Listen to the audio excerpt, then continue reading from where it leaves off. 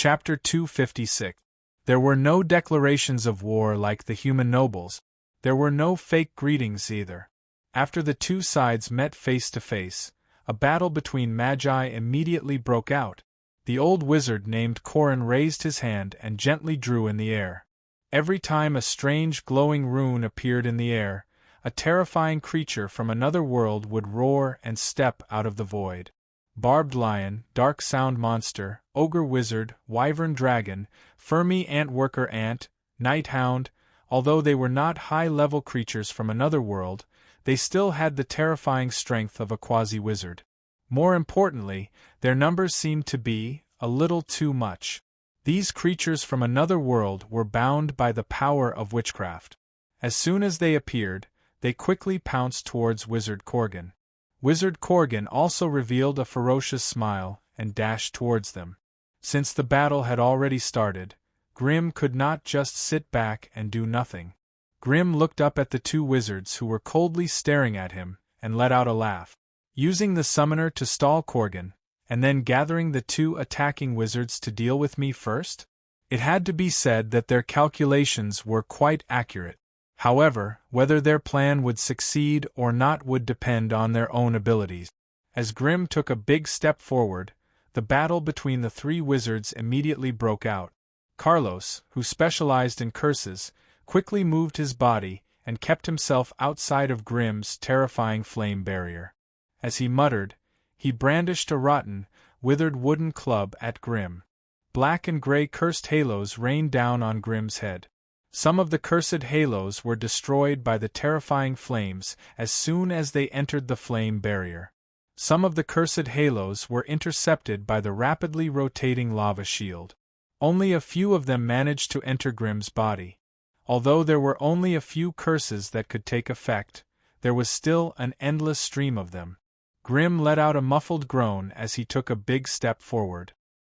His originally bright red flame body suddenly dimmed a little. Obviously, he was affected by the power of the curse. Mental state, stamina loss, spatial disorder. Damn it, what kind of bastard witchcraft is this? Although the effects of these curses were not fatal, it was still a heavy burden for Grim, who was fighting against two enemies at the same time. If he were to be affected by the curse at a crucial moment in the battle, the consequences would be unimaginable. Grim roared angrily. The violent flame energy in his body suddenly swept out and instantly washed away the negative effects on his body. At the same time, a red light gathered in his eyes, and a terrifying ray of sunlight shot out, piercing Wizard Carlos's heart. Carlos, who had been drifting outside the flame barrier, let out a strange chuckle and instantly disappeared from his original position. At the same time, Wizard Mycelion, who had been standing still the whole time, also disappeared. Not good. It's a trap. Grim's pupils constricted, and he disappeared from where he stood. Boom. Grim reappeared 100 meters away. His tall and majestic body staggered 2 steps before he could stabilize himself. On the right side of his waist, there was a strange black smoke tightly wrapped around it. The dark red magma body that was originally hidden under the raging flames was revealed. It had been corroded by the black smoke and turned into a dark purple color. Elsewhere, Carlos and Mycelion's silhouettes could be seen. Wizard Carlos' appearance was still considered normal. Other than some burn marks on the edge of his purple robe, everything else was still fine. However, the black smoke around Wizard Mycelion was a lot thinner, and the figure of a tall and thin wizard could be vaguely seen. At the edge of the black smoke, there seemed to be some tenacious little flames burning. Taking advantage of the gap when Grim was attacking, the two insidious wizards joined hands to launch a sneak attack. If Grim did not escape in time, he would have been in big trouble. Grim once again used his flame energy to extinguish the strange black smoke around his waist. However, he did not know what kind of spell that black smoke was, but it was so hard to extinguish. Left with no choice, Grim's sharp magma claws suddenly pierced into his wound and ruthlessly cut out the whole piece of magma. He then scooped up a big ball of sticky magma from the lava pool under his feet and covered his wound. During this time, the hateful Carlos once again quickly circled around Grim, continuously casting disgusting curses on him. Mycelion, on the other hand, sneered and turned into a strange black smoke. She randomly bumped around in the air, dodging Grim's meteor-like magma fireballs. Whenever the black smoke saw that Grim was unable to move, it would suddenly dive into the flame barrier and endure the burning elemental flames. It would inflict strange wounds on Grim's huge body by exchanging blows with the elemental flames. Almost all the parts that were corroded by the black smoke would lose their connection with Grim, becoming the best breakthrough point for Carlos' evil curse. Grim had only fought with them for a quarter of an hour, but he was already at a disadvantage due to their tacit cooperation.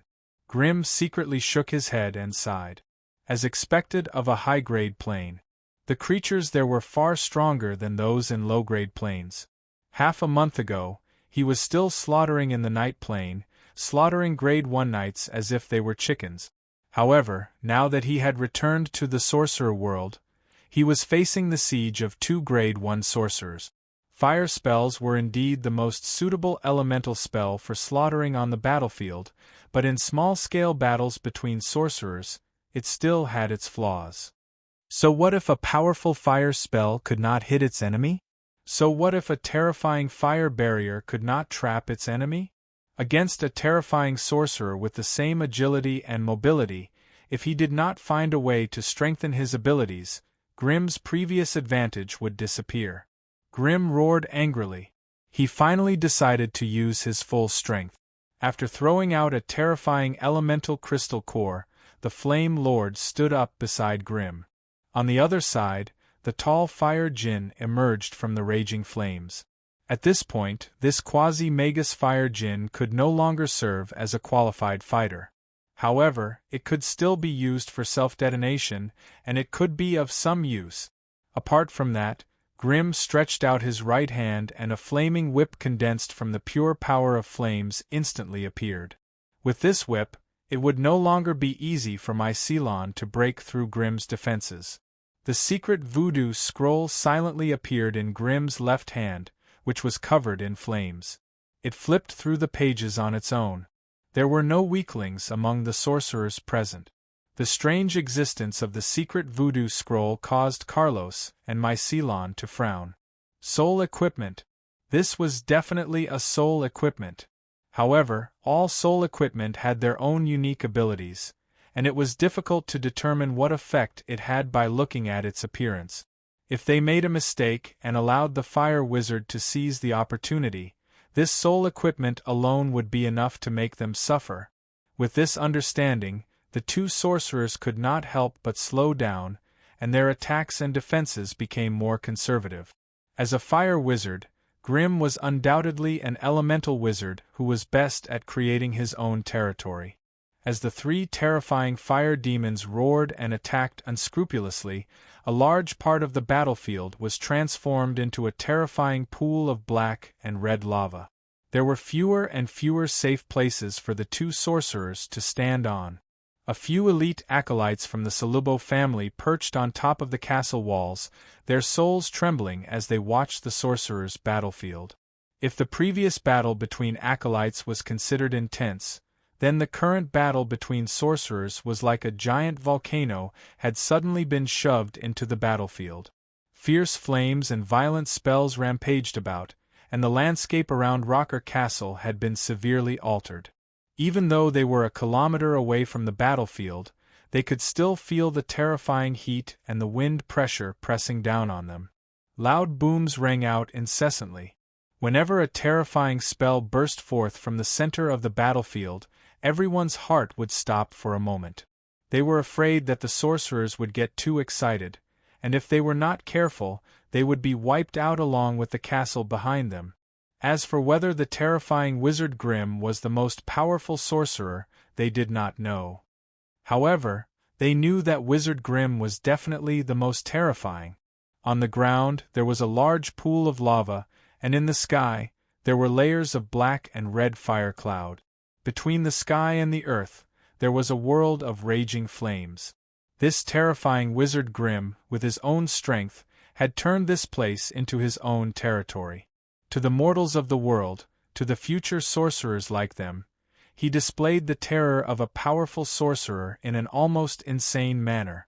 The terrifying destructive power of a powerful sorcerer was displayed incisively by him, and it was daunting. At the end of the battle, the whole battlefield was a sea of fire. Even the two prospective sorcerers could not see the progress of the battle from the surging waves of elements. When the whole battlefield had turned into a sea of fire, Grimm's full power was finally unleashed. His elusive flame jump, coupled with his fast running in the sea of fire, no longer had the chronic disease that limited his speed. The violent and ferocious fire element spell gave him unparalleled long-range destructive capabilities. Even a lava fireball that he casually released had terrifying power. His powerful Balrog body had doubled his vitality. With a vitality of 7, he was almost at the level of a physique refinement sorcerer. This also meant that he had both a terrifying long-range attack ability and a decent close combat ability. Chapter 257. Boom! There was a violent explosion of flames. Grimm's tall flaming body appeared in a sea of fire, and a large flame barrier instantly shot out. Combined with the elemental flames that were everywhere in the air, he managed to catch up to Carlos before he could escape.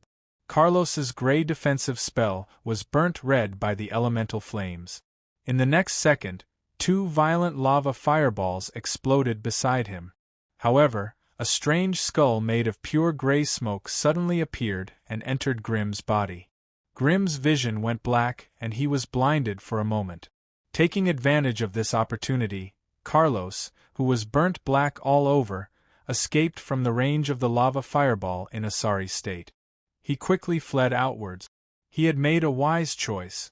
As soon as his figure left, a huge lava hand reached out from the ground and slapped the spot where he was just standing. Boom! The earth trembled. A terrifying black-red handprint was left on the ground, and the churning magma filled up the half-meter-deep mud pit in the shortest time possible.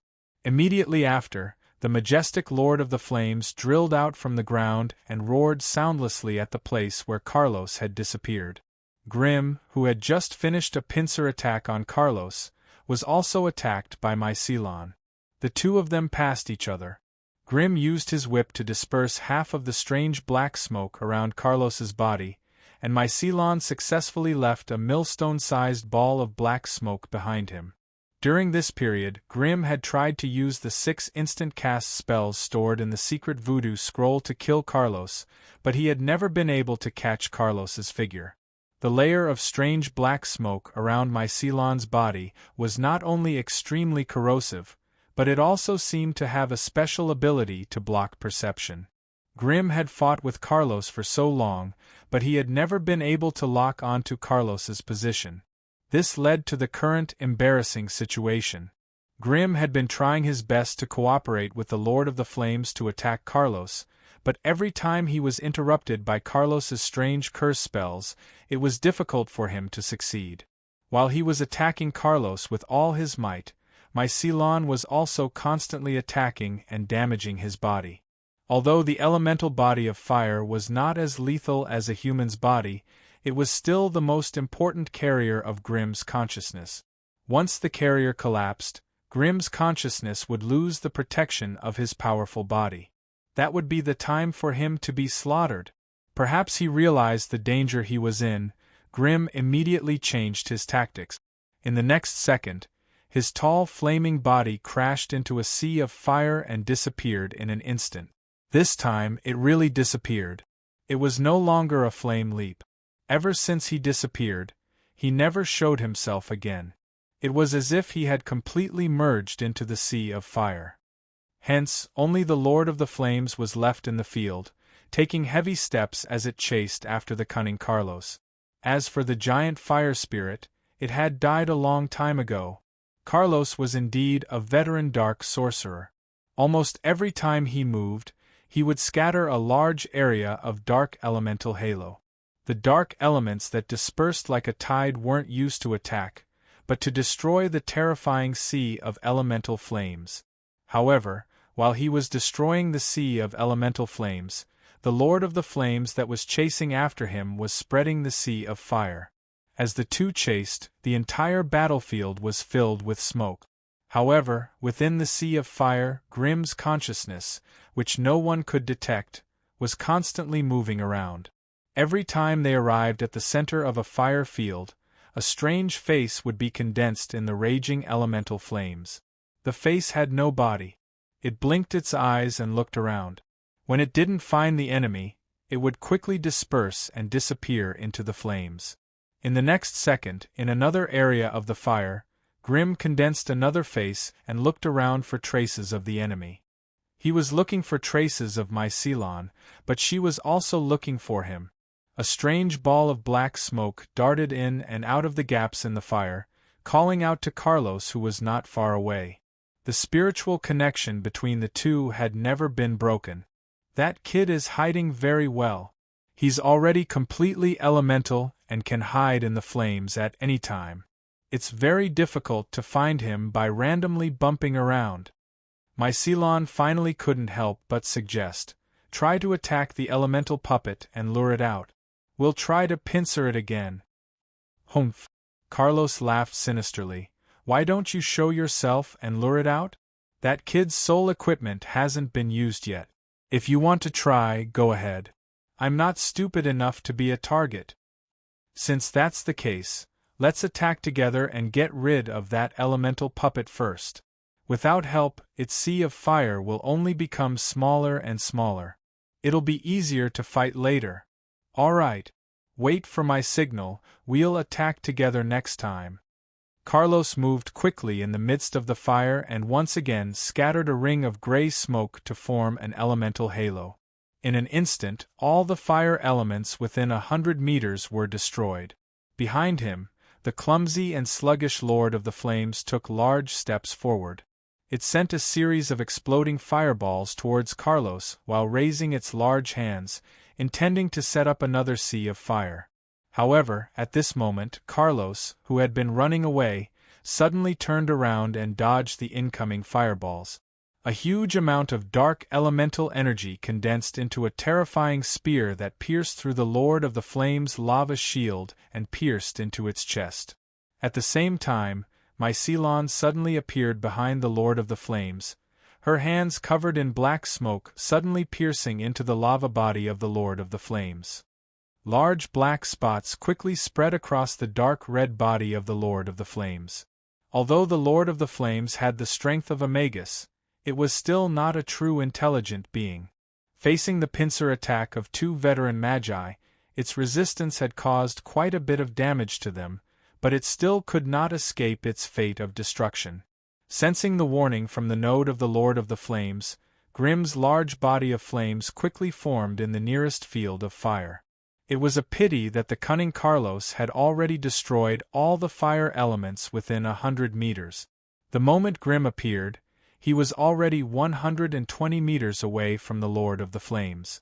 The black spots and gray shadows quickly spread across the body of the Lord of the Flames and inevitably entangled the most important crystal core in its body. Sensing that the crystal core was about to be destroyed, Grimm gritted his teeth and ordered the Lord of the Flames to self-destruct. As the Lord of the Flames had accompanied Grimm for half a year and helped him overcome many difficulties, it could already be considered the most powerful magic puppet under his command. However, today, in a war between magi families and under the pincer attack of two veteran magi, Grimm could only harden his heart and abandon it. Grimm's decisiveness had obviously exceeded the expectations and judgment of the two magi. The special existence of a magic puppet made the crystal core into a miniature bomb of elemental energy. This was especially so when a wizard-level magic puppet was forced to self-destruct. The terrifying power of the explosion caused the expressions of the two veteran magi to change. Carlos had been roaming around the periphery and quickly retreated when he sensed the abnormality of the Lord of the Flames. Mycelion, on the other hand, was engaged in close combat with the Lord of the Flames. It was already too late for her to retreat when she sensed the chaotic elemental energy within the Lord of the Flames. An earth-shattering explosion rang out. A terrifying mushroom cloud slowly rose from the center of the battlefield. A violent hurricane swept out in all directions, bringing with it a sky-high flame. In an instant, half of the outer wall of the castle collapsed. The terrifying heat and terrifying flames swept out, incinerating all life forms that lacked elemental protection into ashes and scattering them into the distance. In an instant, the buildings in the castle collapsed. Even the heavily protected side of the castle that faced the battlefield was scorched black by the terrifying flames. As for the buildings on the periphery, they had already melted like cheese and turned into mud. If even a castle protected by a sturdy wall was in such a state, the Alliance army of the Terrace Lord who had come from afar was even more miserable. As the terrifying line of fire swept past, the servants who lacked protection were instantly turned into ashes, leaving behind strange human-shaped scorch marks on the ground. More than 90 steel warriors who had luckily escaped from the previous attack were met with disaster in this wave of flames before they could even get far. Their numbers were instantly halved. After the line of fire passed, the sparse remaining warriors could not even form a team. Not far away, the two magi, Corgan and Kellen, who were tangled together, stopped in shock and turned their attention to the terrifying scene of fire that was as red as the crimson world. Wasn't it just a border conflict between magi families? How could there be such a huge commotion? Could it be that they were going to put their lives on the line? At the center of the terrifying explosion, the once tall and mighty figure of the Lord of the Flames had disappeared.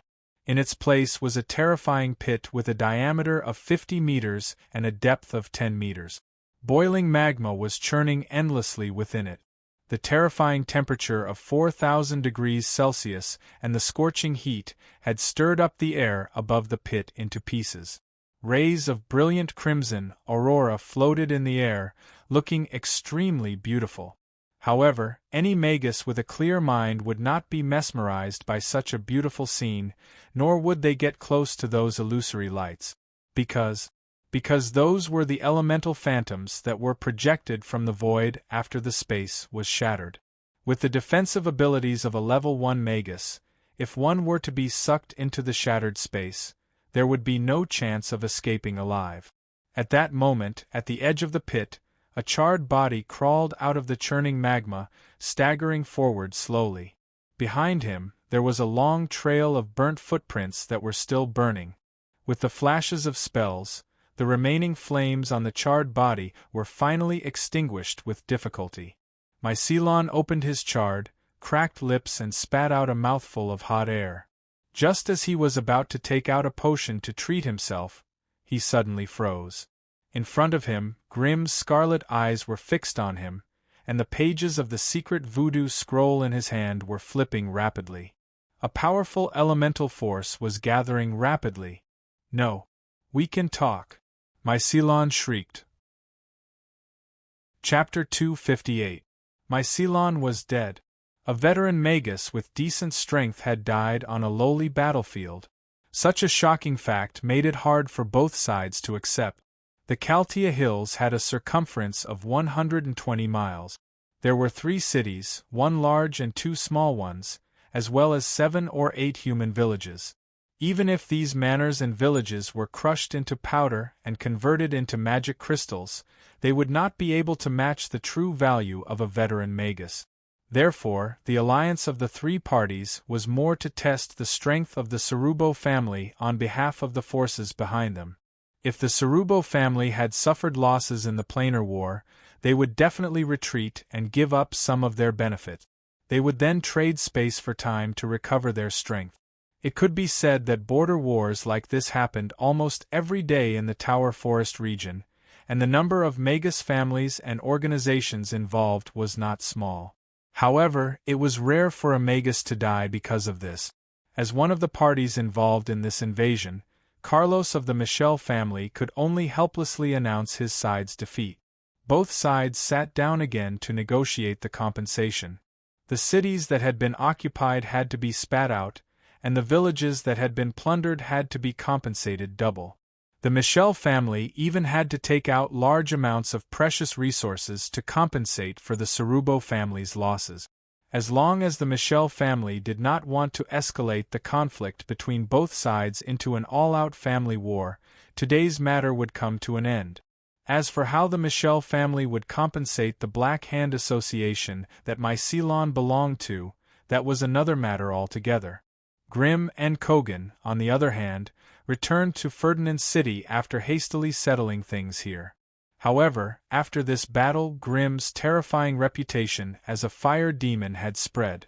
To be able to kill a veteran magus in a 1 versus 2 situation was a miracle for a newly advanced magus. It was said that a few days after the battle, many magi had rushed to Rockall Castle to examine the traces of the battle there. Every magus who had seen the battlefield had a solemn expression on their faces. To be honest, the place had become a scene of desolation and was no longer suitable for humans to live in. It was as if a violent volcano had once erupted there. The battlefield was filled with lava that was left behind after it had cooled down and flowed across the ground.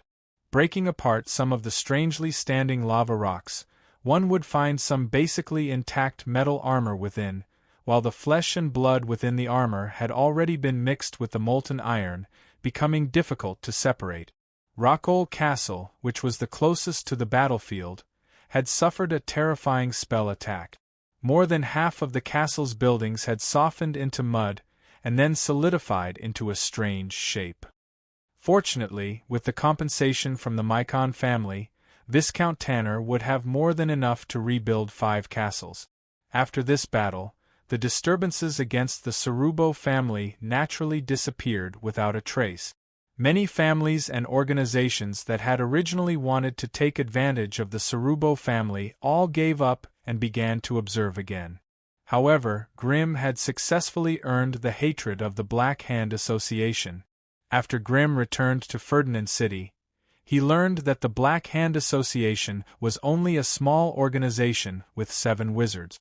Apart from their president, who was a Tier 2 magus, my Ceylon was the strongest Tier 1 magus in the organization. After receiving this information, Grimm smiled and threw his hatred to the back of his mind. With the support of his family, the Tier 2 magus would not take the initiative to cause trouble for him. Otherwise, the Tier 3 magus of the Sarubo family would slaughter his Black Hand Association in a matter of minutes. As long as it was a fair duel, Grimm was not afraid of any Tier 1 sorcerer when he was filled with killing intent. Since Grimm had contributed a lot to the battle at Rockall Castle, Wizard Kogan took out a portion of the compensation from the Mycon family to compensate for his losses. 20,000 magic crystals, 5 contribution points, a large amount of magus resources, and 3 magus rank elemental crystal cores. With these, Grimm could naturally hide in the Wizard Tower in Ferdinand City and not take a step out, recovering his strength day and night. It had to be said that my Ceylon's strange black smoke and Carlos' powerful curse had affected him quite a bit. It was only until the 7th day after the battle that he expelled all the negative spells from his body and adjusted his body to its peak condition. Through this battle, Grimm could clearly see his strengths and weaknesses, and he began to plan for his future as a magus. On the battlefield, the might of fire spells was undoubtedly the strongest, and this had already been proven. However, in a small battle between magi, the huge power of fire spells could not be fully unleashed. It could be said that without the self-destruction of the Flame Lord and the powerful instantaneous spells from the secret voodoo scroll, it would be impossible for Grimm to win in a 1 versus 2 battle. Therefore, if Grimm wanted to maintain his advantage in battle, strengthening his own strength was the only way out. However, he could not rush the growth of his spiritual force. He could only rely on daily meditation to increase it. Of course, searching for some suitable spiritual potions or ingredients with good nourishment was also a way to go about it. However, this was an extremely long process. Therefore, if he wanted to strengthen his strength in a short period of time, magic puppets and runes from another world were the most promising directions. Moreover, He had promised the Magus in the dark crypt that he would go to Sky City in half a year's time. Therefore, after thinking deeply for a while, Grimm decided to first conquer the runes from another world and use them to strengthen his magic tattoos and magic puppets before considering other things. Moreover, he had obtained a lot of resources and strange items from his trip to another world. He needed some time to consolidate his foundation and make up for the lack of knowledge in Magus spells. Therefore, for the next month, Grimm hid in the wizard tower and did not go out. He spent all his time in the Magus laboratory and did not show his face again. Of course, during this period, Grimm did not completely isolate himself from the world. He still maintained contact with the outside world. On the third day of his seclusion, the little lowly Alice, who had gone out on a mission, came back and met him. It had been 3 or 4 months since they last met, and Grimm had to admit that Alice's strength had improved greatly. At this rate, it would only take a year or so for Alice to reach the requirements to advance to a Magus. "Give it to me." Alice barged into Grimm's room and opened her small hands. "What?" Grimm was confused. "Of course it's my gift." Alice rolled her eyes in annoyance. "You went to another world and didn't bring back any gifts, right?" Grimm was speechless. "This. Alice, it's like I'm your master. You're just a maid, yet you want to get something from me without doing anything? I'm afraid." Hearing this, Alice, who was still angry just now, immediately smiled like a flower. "Dear master, beloved master, what do you need the lovely Alice to do for you?" Seeing Alice's fearless expression, Grimm could not help but feel a headache coming on. He then sneered, "Since you grew up in a rich family, don't you know what a maid can do? Bed service." Alice cheered excitedly. "Yay, yay. How about tonight? Tonight, the cute Alice will come and warm your bed for you." Grimm put his hand to his forehead, completely speechless. Although he knew that Alice was just a glib talker, facing a little lowly with a body and face that looked like that of a 7-year-old, Grimm could not advance or retreat as freely as he would when facing an enemy. Counting on his fingers, Alice was almost 17 years old. However, with her lowly body and childish face, it was difficult to treat her as someone of the same age. If her talent was ordinary, with such a rebellious personality, Grimm would have long thrown her to one side to eat dirt. However, after personally witnessing the magic of a top-notch Witch of Fate, Grimm could not help but be curious about Alice's Witch of Fate title. If he could personally nurture a prophet that belonged to him, it would definitely be of great significance to him in the future. It was precisely because of this that Grimm had strong expectations for Alice. If there was a chance to get closer to her, Grimm would definitely not be stingy. Grimm raised his head and thought for a moment. It seemed that the only thing he had that would be useful to her and would not be too shabby was that thing. Thinking of this, Grimm waved his hand and activated the defensive spell of the residence. A faint layer of fluorescent light appeared on the walls, floor, and ceiling of the residence. This way, even those who had the highest authority in the wizard tower would not be able to pry into the secrets of his residence without alerting Grimm's senses. What do you want?" Alice suddenly took a step back, her hands tightly grasping her collar. Her panicked eyes darted around, looking panicked and cowering. "Humph, with your beansprout-like figure, who would have any interest in you?" Grimm said unhappily. "Didn't you want a gift? Here, this is the gift I brought you." After saying this, Grimm took out a gray cloth bag from his storage belt and reluctantly handed it to Alice. "As long as you're not interested in me. What kind of gift is this? It looks so ugly." Alice pinched her nose and gently picked up the cloth bag with 2 fingertips. The cloth bag was obviously not a magic artifact. It was just an ordinary bag made of coarse linen. Not only was it old and tattered, but when the bag was opened there was a rotten smell. Seeing the simple packaging of the gift, Alice instantly lost confidence in the contents inside. She choked on her nose and resisted the nausea. She took out a strange gray stone the size of a fist. "This is the gift you brought back from the other plane?" It's just a broken stone. Alice rolled her eyes and was about to throw the stone away. However, as soon as the gray stone left her palm, it outlined a fluorescent silver line in the air. Before the stone fell to the ground, the silver line began to vibrate, and the void in front of her vaguely opened a small hole. The stone seemed to have its own intelligence, and in the blink of an eye, it was about to enter the void hole and disappear from this plane. Alice's ear-piercing scream finally sounded. Chapter 259. Void Stone. When the gray stone did not show any abnormalities, it looked like an ordinary pebble picked up from the side of the road. However, when it showed signs of abnormalities, it was like a beautiful woman who had just caught a glimpse of it, about to disappear in front of the two.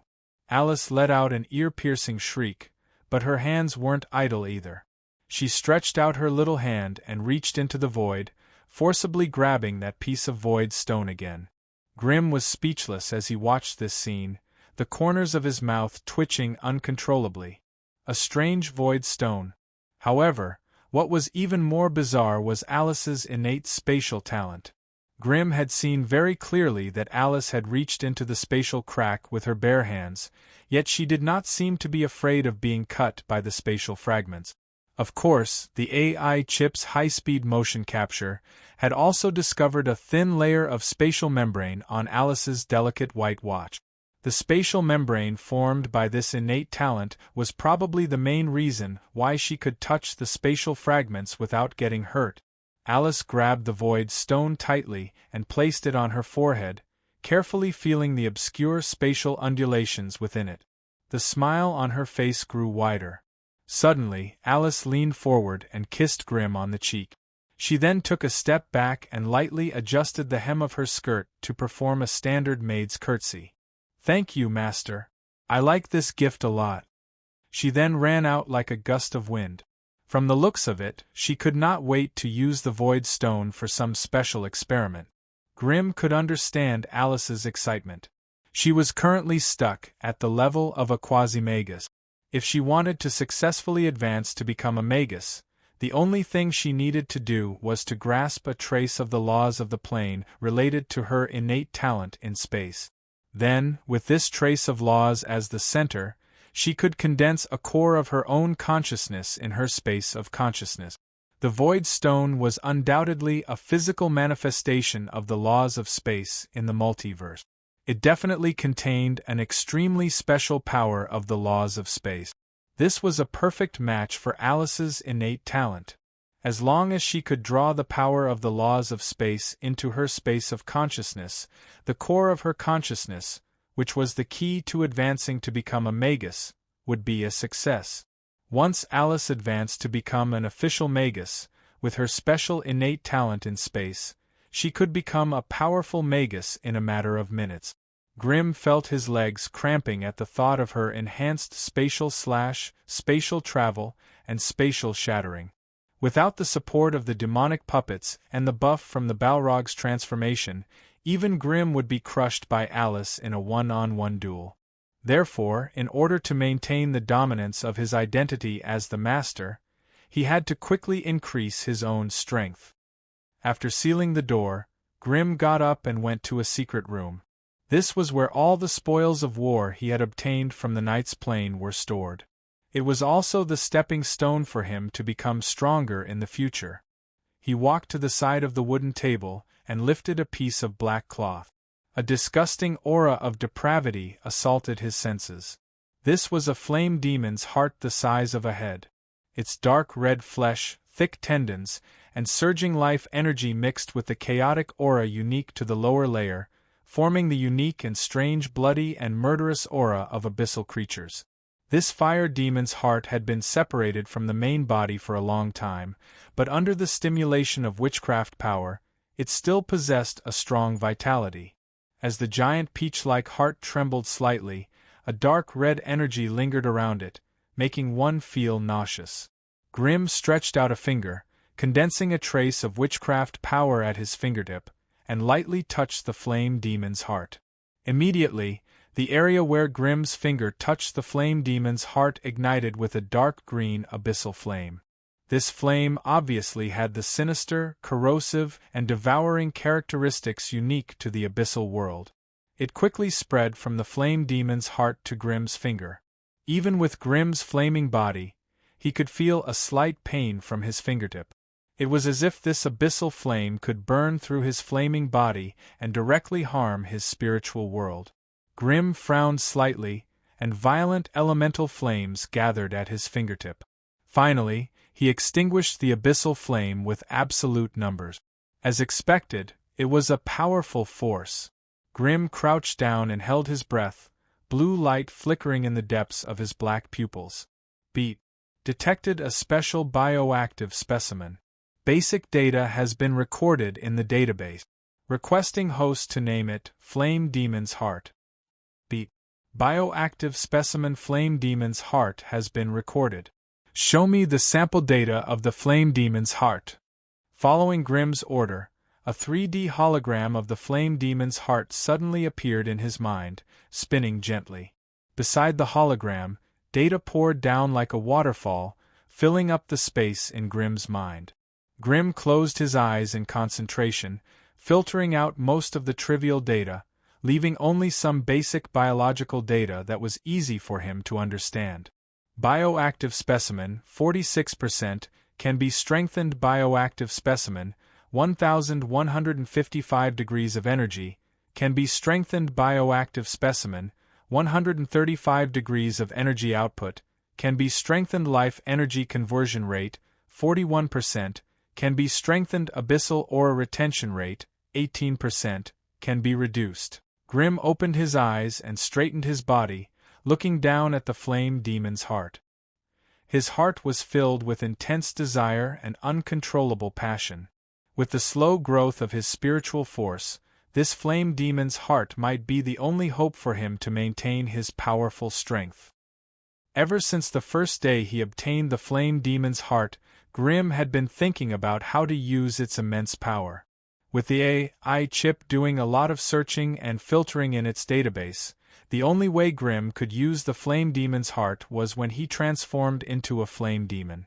Only after transforming into a flame demon, with his vitality and spiritual force doubled, would Grimm be able to control and use the flame demon's heart. Otherwise, the energy harvested from a rank 2 abyss flame demon's heart would turn into a furnace that would go out of control and burn Grimm to death in his human form. After combining hundreds and thousands of ways to use the heart, the AI chip provided Grimm with a feasible plan. Normally, he would seal the flame demon's heart in his body and use his own aura to slowly transform it. When the time came for battle and he transformed into a flame demon, he would unseal the flame demon's heart and use it to supply energy to the flame demon's body. This way, he would be able to increase his battle strength. However, in order to do this, there were a few problems that had to be solved. First, Grimm had to get rid of the dense abyssal aura in the flame demon's heart. At the very least, he had to suppress it to an acceptable level. Otherwise, the longer he used it, the more closely he would fuse with the flame demon's heart, and the higher the chances of him becoming an abyssal creature. Although the strength of abyssal creatures was well known, and Grimm did not reject the power he possessed, the chaos and tyranny in their nature was intolerable. According to Grimm's knowledge, the template of an abyssal creature was basically a brainless monster with +10 in vitality, strength, and spiritual force, but -100 in intelligence. Could uncontrollable power still be called power? Hence, before he could get rid of the flame demon's heart, Grimm could only use it carefully and not rely on it too much.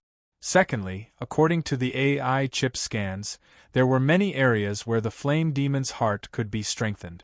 In order to maximize its power, Grimm would need a large amount of resources to feed it. The AI chip provided a dense amount of data, but the ones that could truly be of use were the ones that he had filtered out. The activity of the muscles determined the efficiency of the flame demon's heart. 46% meant that it only had half of its peak strength. The upper limit of the energy storage and the threshold of the energy output determined the current strength of the flame demon's heart.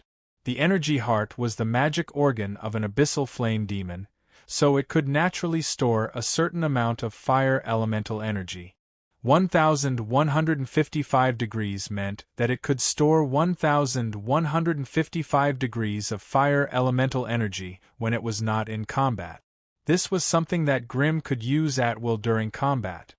However, no matter how much energy it stored, the threshold of the output still limited the strength of the fire elemental energy that Grimm could use.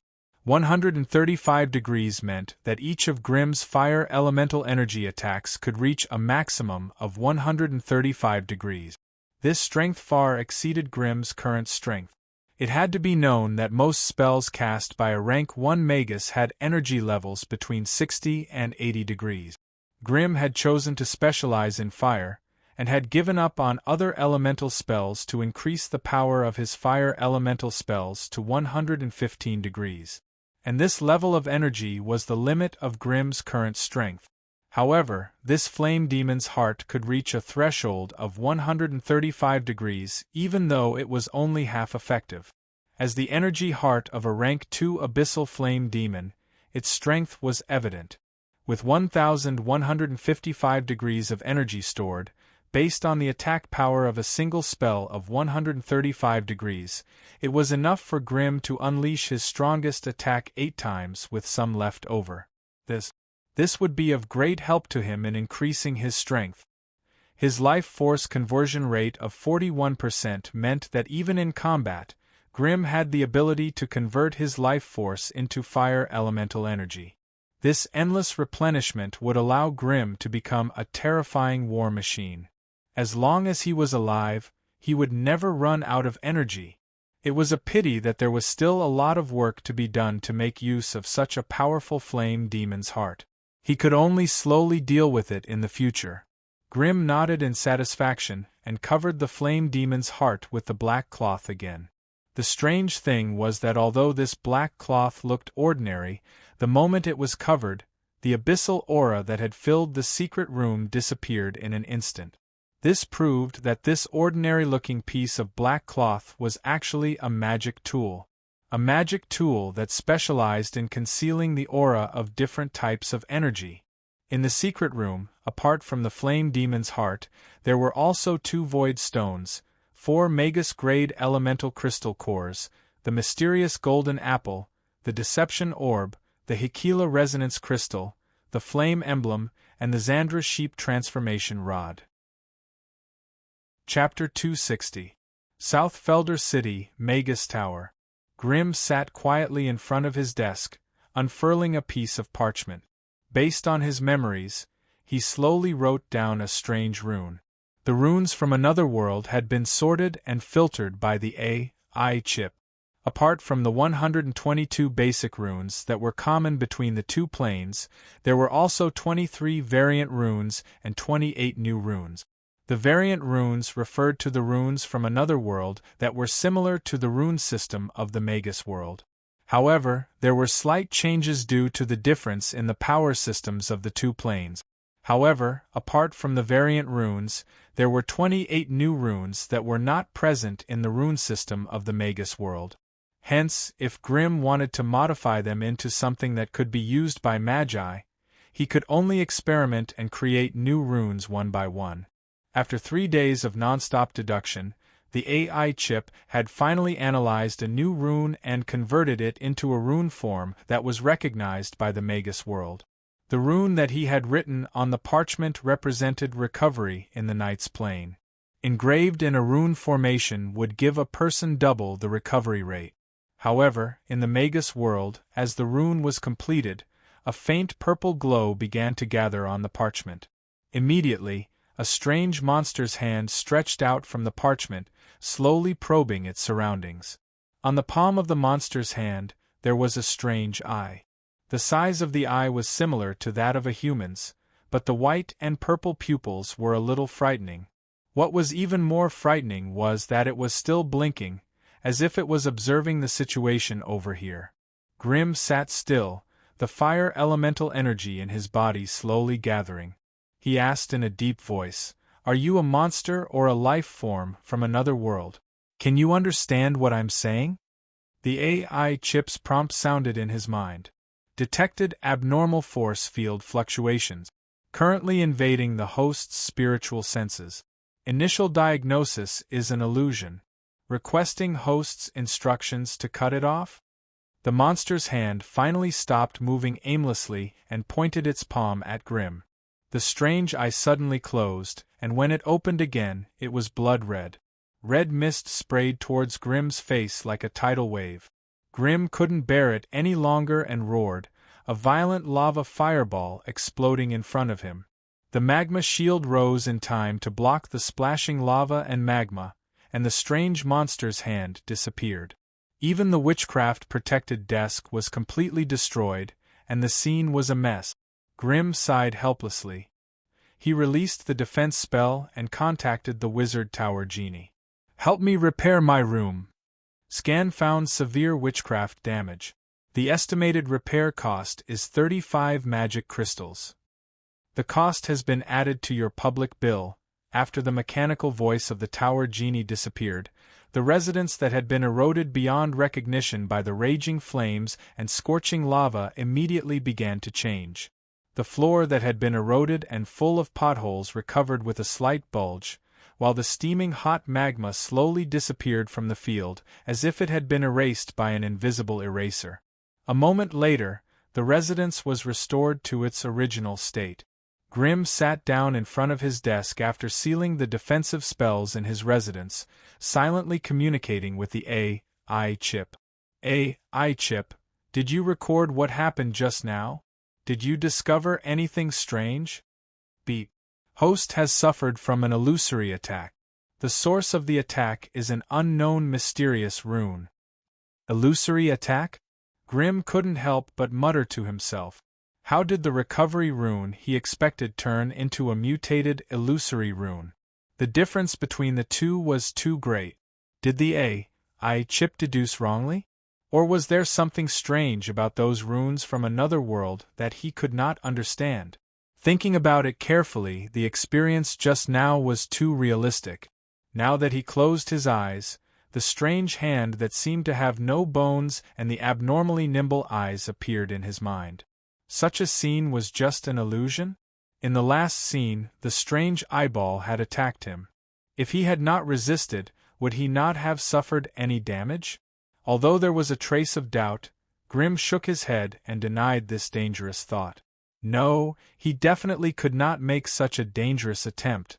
In this world, illusory spells were a powerful force, and as long as it was a force, there would be a certain degree of danger.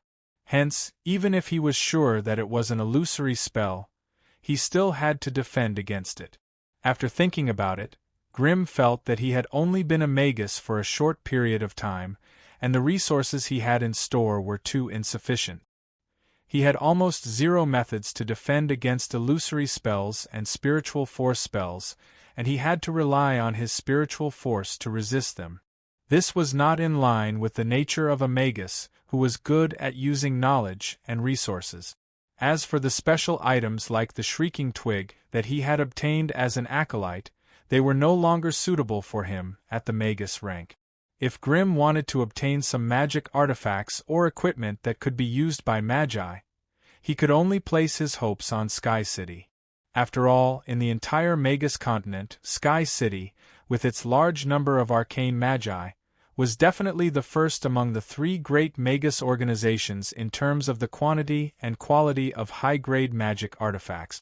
Even some of the powerful enchanted items that had appeared in the scattered tower forest were mostly from Sky City. It seemed that before he could gather magic equipment that could increase spiritual force resistance, he would have to stop his research on these runes from another world for a period of time. While Grim was silently thinking about the direction of his research, a familiar spiritual wave came from the defensive spell of his residence. Grim did not hesitate to connect to Kogan through the spiritual link. "Come to the 12th floor, Lady Sinazar is back." Grim's heart skipped a beat. Lady Sinazar was a genuine rank 3 bloodline magus, and her true form was a super terrifying venomous wyvern. Back in the plain battlefield, Grim had personally witnessed her display of power, and how she had forced the green dragons to flee in panic. The return of such a powerful magus meant that the conquest of the Night's Plane was going smoothly. That was why the family had the spare energy to send her back to suppress the situation. Grimm did not dare to delay. He rushed out of his residence on the 7th floor and hurried to the 12th floor to meet with the head of the family. Senazar was a rank 3 female magus, but her face was always shrouded in a strange green mist, making it difficult for people to see her face. When she sat high up on a thick stone chair and stared coldly at the crowd, all the magi could not help but lower their heads, not daring to look directly at her body. Even if they were standing slightly closer, they could feel a slight pain coming from their bodies from time to time. This was the energy radiation caused by Lady Senazar's overly strong magic power. As long as she did not take the initiative to restrain her power, the group of rank 1 magi could only silently endure, and no one dared to show any dissatisfaction. If a terrifying rank 6 magus was compared to a small nuclear reactor, then a rank 3 magus like Senazar would be a nuclear material with extremely strong radiation, while rank 1 magi like Grimm would at most be some nuclear waste. Therefore, even though magi were already as powerful as gods in front of ordinary people, when faced with a high-ranked magus whose strength was even more unfathomable, they would once again feel fear and trepidation that they had not felt for a long time. At this moment, there were only 3 magi in the wizard tower, including Grimm. Even if you added the 3 magi stationed outside, the total number of magi in the Solubo family's headquarters was only 6. This number was indeed a little weak for an intermediate magus family. From this, it could be seen that the death of 8 magi in the Night's Plane had significantly weakened the Solubo family's power. Perhaps this was also the main reason why the great wizard Solubo was so anxious to send Senazar, a rank 3 magus, back to the base of the family. After all, the wizard world was the source of all wizard families. Only by keeping their roots large and smooth could they continuously send qualified magi to all the big secondary planes, making the whole family prosperous and powerful. Wizard Senazar lazily leaned on the stone chair, silently listening to Wizard Kogan's explanation of the recent changes in the family and the movements of the surrounding wizard families. When she heard that Grimm had fought against 2 magi and killed a wizard from the Black Hand Association 7 days ago, her gaze finally landed on Grimm through the hazy green mist. For no reason, Grimm felt his body tighten, and the piercing pain became even clearer. After a long period of silence, Grimm finally heard the voice of Ms. Senazar. "Before I came back, I heard Mr. Solubo mention you. He said that you are the most intelligent and ambitious one among the rank 1 magi in the family. That's good. If a wizard loses his ambition, he will also lose the courage to explore and take risks. But if he only has ambition and no brains, he will take risks and be reckless, and he will die in a situation that is beyond his ability." After that, Senazar turned her head to Kogan and ordered, "Send a message to that old bastard from the Black Hand Association. Tell him that I, Senazar, am back. If he dares to do anything to the Solubo family again, I will go to their door and eat them all." The fierceness and cruelty in her words sent chills down Grimm's spine. Also, Grimm had a feeling that if she said that she wanted to eat Kogan, it was not a threat. Instead, it was something that she couldn't wait to do. Also, the family is in urgent need of new people, so you guys can't just sit around. From today onwards, every wizard in the family must accept a few wizard followers and be responsible for their education. The family will give you double the contribution points. Actually, this was what everyone had already thought of. Therefore, no one had any objections and nodded in agreement. Chapter 261. South Feldman City Wizard Tower. Grimm met the 5 apprentices assigned to him in his residence. 2 prospective wizards and 3 advanced apprentices were very young. Basically, anyone who could become a prospective wizard or advanced apprentice before the age of 50 had the potential to become a wizard. Wizard families were willing to spend a lot of money to nurture them. As for those apprentices who could barely raise their mental force to advanced wizard, they knew they had no hope of becoming a wizard. They had long since given up on this path, and went to the mortal world to enjoy the offerings of the local nobles. Among the quasi-sorcerers and senior apprentices assigned to Grimm, there was one woman each. She was quite pretty. However, with Grimm's elemental sight, he could easily see the faint fluorescence left behind by the transformation spell on their faces. It was obvious that the 5 apprentices had heard of Grimm's terrifying reputation as a fire demon. They all stood obediently in front of him, not even daring to breathe loudly. However, one could tell from the glint in their eyes that they were very satisfied with being able to become fire demons' apprentices. They could not hide their excitement. For some unknown reason, even Alice, who had always done things her own way, came to this meet and greet. She stood beside Grimm with her hands on her hips, looking at the 2 female apprentices with malicious intent. Her eyes rolled around as if she was plotting something. "This is the first time we've met. Tell me your names and research direction," Grimm said slowly. After hearing their mentor's request, the 5 apprentices looked at each other. It was the skinnier prospective wizard who stood up first. "Kodar. Innate affinity, dark element. I became a prospective wizard last year. My main research is mutation, and I've dabbled in beastification. Meryl. Innate affinity, earth element. I became a prospective wizard this year. I'm planning to become an elemental wizard. I don't have any part-time jobs. Am. Innate affinity, fire element. Advanced apprentice. I'm handling magic materials, Toli. Innate affinity, illusion element. Advanced apprentice. I'm a potion master, Lena. Innate affinity, water element. Advanced apprentice. I don't have any part-time jobs. Grimm listened without batting an eyelid, a blue light flashing in the depths of his eyes. With his elemental sight, he had already captured every single detail of the acolytes' physiques and spiritual force. Asking them to introduce themselves was purely for the convenience of building a file for them and completing their personal information. With the help of the AI chip's terrifying information-gathering ability, Grimm received further prompts from the AI chip as soon as the 5 acolytes introduced themselves. Of the 5 apprentices, XXX had the potential to continue improving, XXX's potential had been exhausted, and he could only reach this stage by relying on the help of potions. XXX had the outstanding aptitude to develop in a certain direction. Although he had already divided them in his heart, Grimm's young and handsome face didn't reveal any of it. "Since you're all under my name, from today onwards you're all apprentices under me, Grimm. As long as anyone performs well, I will take them in as a true disciple." At this point, Grimm looked around and saw the excitement in many of their eyes. "Also, this is Alice.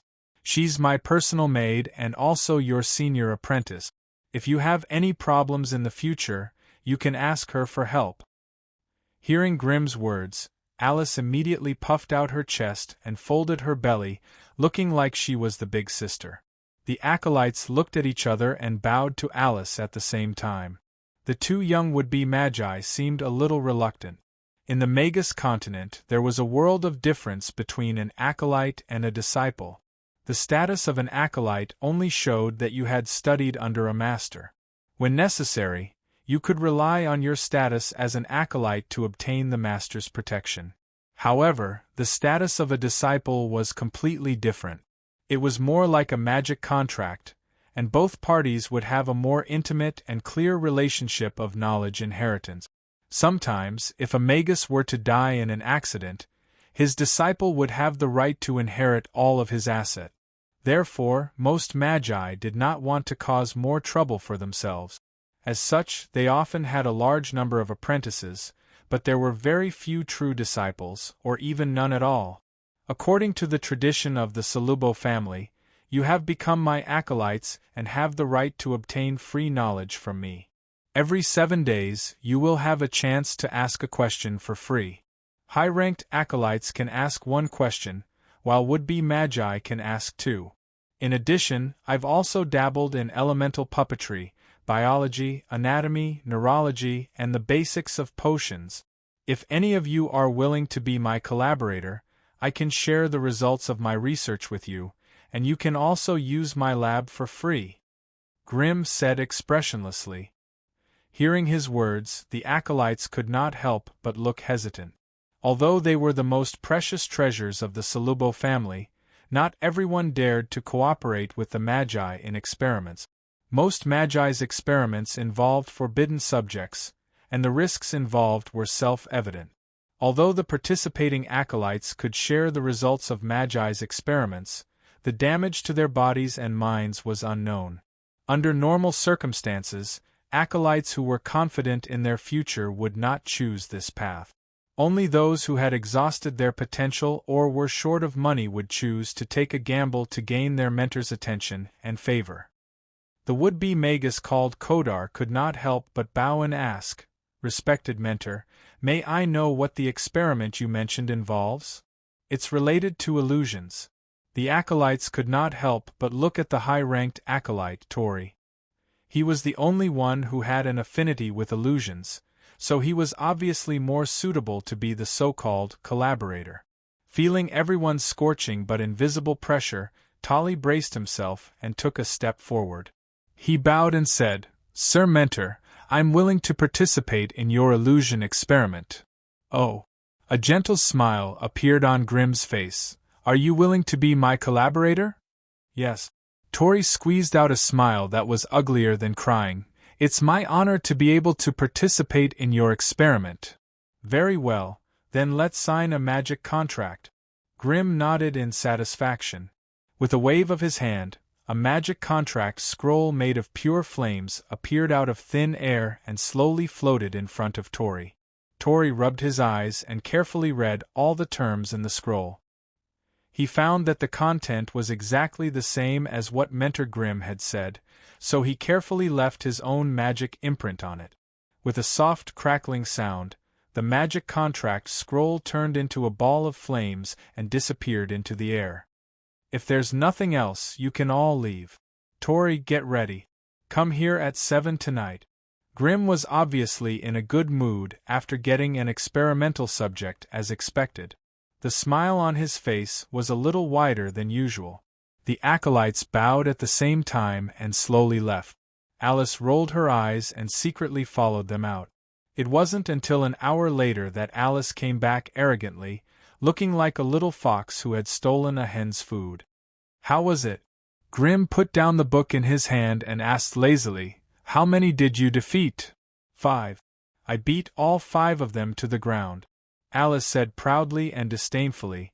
"With their strength, they can't even stand a chance against me." Grimm frowned. "You didn't hurt Tolly, did you?" "Of course not." Alice had been in a good mood ever since she got the Void Stone from Grimm. "I know he has a mission tonight, so I just trapped him in the dimensional cage." Since he couldn't move, he admitted defeat.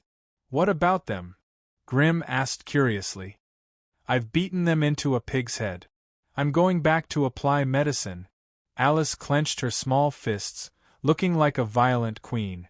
Grimm tilted his head and thought for a moment. He could totally imagine the helplessness everyone felt when facing the indestructible space barrier. To be honest, if it wasn't for the suppression of the powerful magic puppet, it would have been a dream for Grimm to suppress Alice with just his innate fire element. With her heaven-defying spatial talent, Alice possessed attack power, defense power, and mobility that ordinary people couldn't even imagine. With these 3 points, a normal quasi-sorcerer would not be able to move Alice even if he wanted to, nor would he be able to run away. Anyone who fought Alice would end up in a state where they wanted to cry, but the heavens wouldn't be able to help them. At night Tori, a high-ranking apprentice, arrived at Grimm's residence. The experiment that Grimm had given him was very simple. It was a knowledge crystal used to store mental strength, and there were 10 extremely special witchcraft runes hidden inside. What Tolly needed to do was to write them down one by one, and record the changes in his body and mental strength before and after each rune was written down. For this, Grimm had specially set up a secret room for Tolly to complete this seemingly simple task. Of course, Grimm had secretly placed many surveillance crystals in every corner of the secret room, so he could clearly transmit Tolly's every move to Grimm, who was in the adjacent secret room. To encourage this senior apprentice who had been chosen as a guinea pig, Grimm promised to give him 3 books related to potioneering for free. Chapter 262. The experiment went very smoothly. It was so smooth that it far exceeded Grimm's expectations. When Tori staggered out of the secret room with a stack of parchments, apart from his pale face and dazed expression, he did not seem to have suffered any injuries. Grimm took out the 3 books he had promised and sent him away.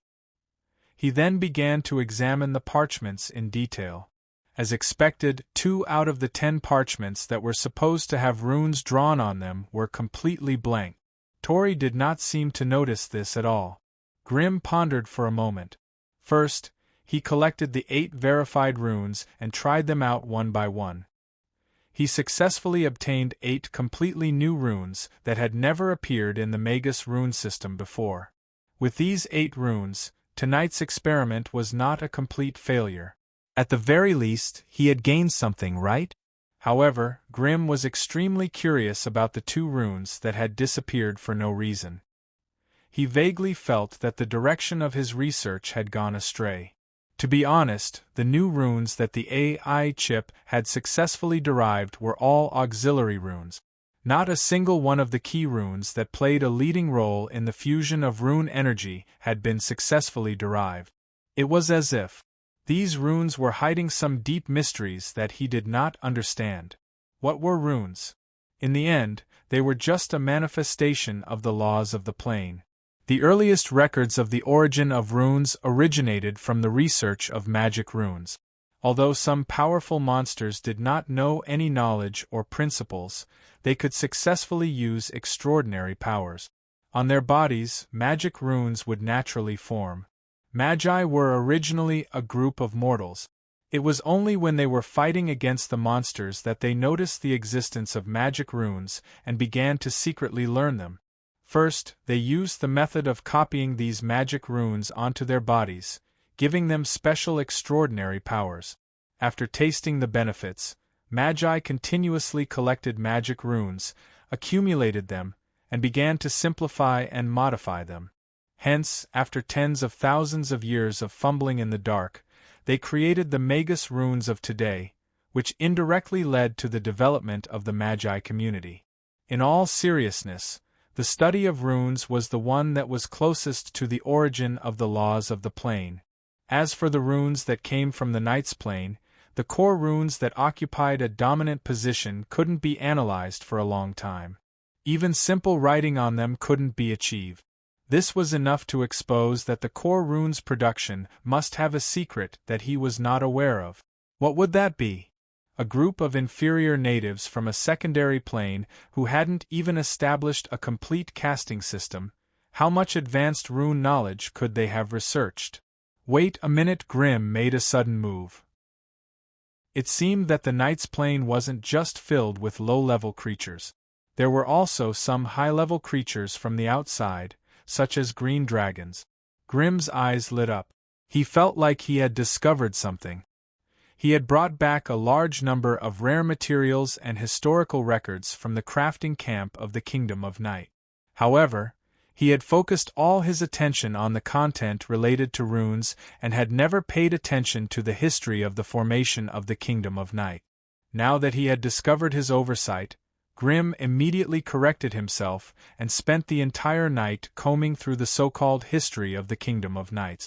As expected, in the history of the Kingdom of Knights, Grimm discovered some secrets hidden behind the history. The appearance of the Demon Hunter Knight was something that happened after the Green Dragons became the protectors of the Kingdom of Knights. High-ranked Demon Hunter Knights also seemed to have some sort of relationship with the dragons. This gave Grimm sufficient reason to suspect that the origin of these runes was not the natives of the Knight's plane, but the dragons from the Dragon's plane. Suddenly understanding this, Grimm immediately used his authority as a magus to move all the books and information about the dragons back to his residence. Although it was tiring to study day and night, it also helped him to greatly supplement the database related to the giant dragons. Magi naturally had a thorough understanding of the dragons, as they were a powerful race that ran amok in various material planes. Hence, after adding in this information, the AI chip's analysis of the runes from the other world proceeded abnormally smoothly. Almost every day, the AI chip would be able to derive new runes from these runes. Some of these runes had value, while others were completely useless. The specific verification work was left to Tolly. As expected of a high-ranked acolyte with an affinity for illusions, Tolly had an extraordinary talent in terms of resistance to illusions. Although the fragmented illusions of the runes often caused him to feel dizzy, and there were even a few times when his consciousness was almost sucked into the illusions, he managed to break through them one by one. The large number of books and many free resources that Grimm had provided allowed Tolly to avoid the pain of running around to find resources. He could finally conduct his own research in the Magus Tower with peace of mind. However, he had to pay the price of 4 to 5 new runes every day. Since he was Wizard Grimm's collaborator, he could see Grimm almost every day, so he was no longer limited by the number of questions he could ask. In terms of treatment, Tolly's status was almost equal to that of a Magus disciple. This seemed to be the main reason why he was willing to take the risk to stay. As for Alice, she quickly became the leader of the acolytes under Grimm. After she led them to fight a few battles with other acolytes, she quickly became the tyrant of the Magus Tower in Ferdinand City. With Alice's terrifying innate talent in space, only official magi could suppress her. Other acolytes, even powerful quasi-magi, would find it difficult to suppress her. Alice, on the other hand, was undoubtedly one of the strongest quasi-magi. Cabby, who had relied on Grimm's protection to successfully become a goblin merchant, became more and more close to Grimm when the name of the fire demon became more and more famous. The Magus world was also a world where the strong preyed on the weak. Most businesses, such as trading companies and secret spell huts, were controlled by Magus families and factions of all sizes. As a lone outsider, Cabby wanted to make a living in their bowls, so he would naturally be bullied and ostracized. Therefore, Cabby's goblin shop only dared to operate in Ferdinand City. Once he stepped out of this area, his little business and tricks would be swallowed up by others in the same industry. And now, as Grimm's status in the Solubo family rose day by day, Cabby began to curry favor with Alice and Grimm's apprentices. Grimm's apprentices enjoyed the cheap resources provided by Kirby, and Kirby had indirectly gathered a large number of bodyguards and thugs for himself. Thus, both sides mutually benefited from each other and formed a small circle, a small group that benefited from each other. However, Grimm didn't care about all of this and allowed them to combine and grow stronger. As for himself, he focused all of his attention on the process of analyzing and verifying the runes. After 2 months, Grimm had successfully deciphered 6 of the 28 new runes. It sounded like a small number, but it was enough for him to expand his knowledge of rune energy fusion to the level of a Grade 2 Radiant Knight. This also indicated that Grimm had completely grasped the mysteries of the runes of a Grade 2 Radiant Knight. He could now create a powerful rune knight himself. However, the strength of a Grade 2 Radiant Knight lay in their own bodies. The rune energy system only played a supporting role. Therefore, even if Grimm could create a Grade 2 rune equipment, he would not be able to unleash powerful attacks without sufficient strength to activate it. However, it seemed that Grimm had quite a number of Grade 2 resources in his possession. The Grade 2 Molten Giant's core from the Lava Sea, the Grade 2 Balrog's heart from Lord Solubo, and the remains of a Radiant Knight killed in the Night Plane. It was a pity that Grimm was not a professional necromancer.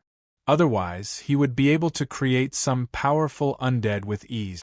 With this knowledge of runes, Grimm became busier and busier. The resources he purchased from Cabby were already in place, and the processing of the Balrog's heart was progressing quickly.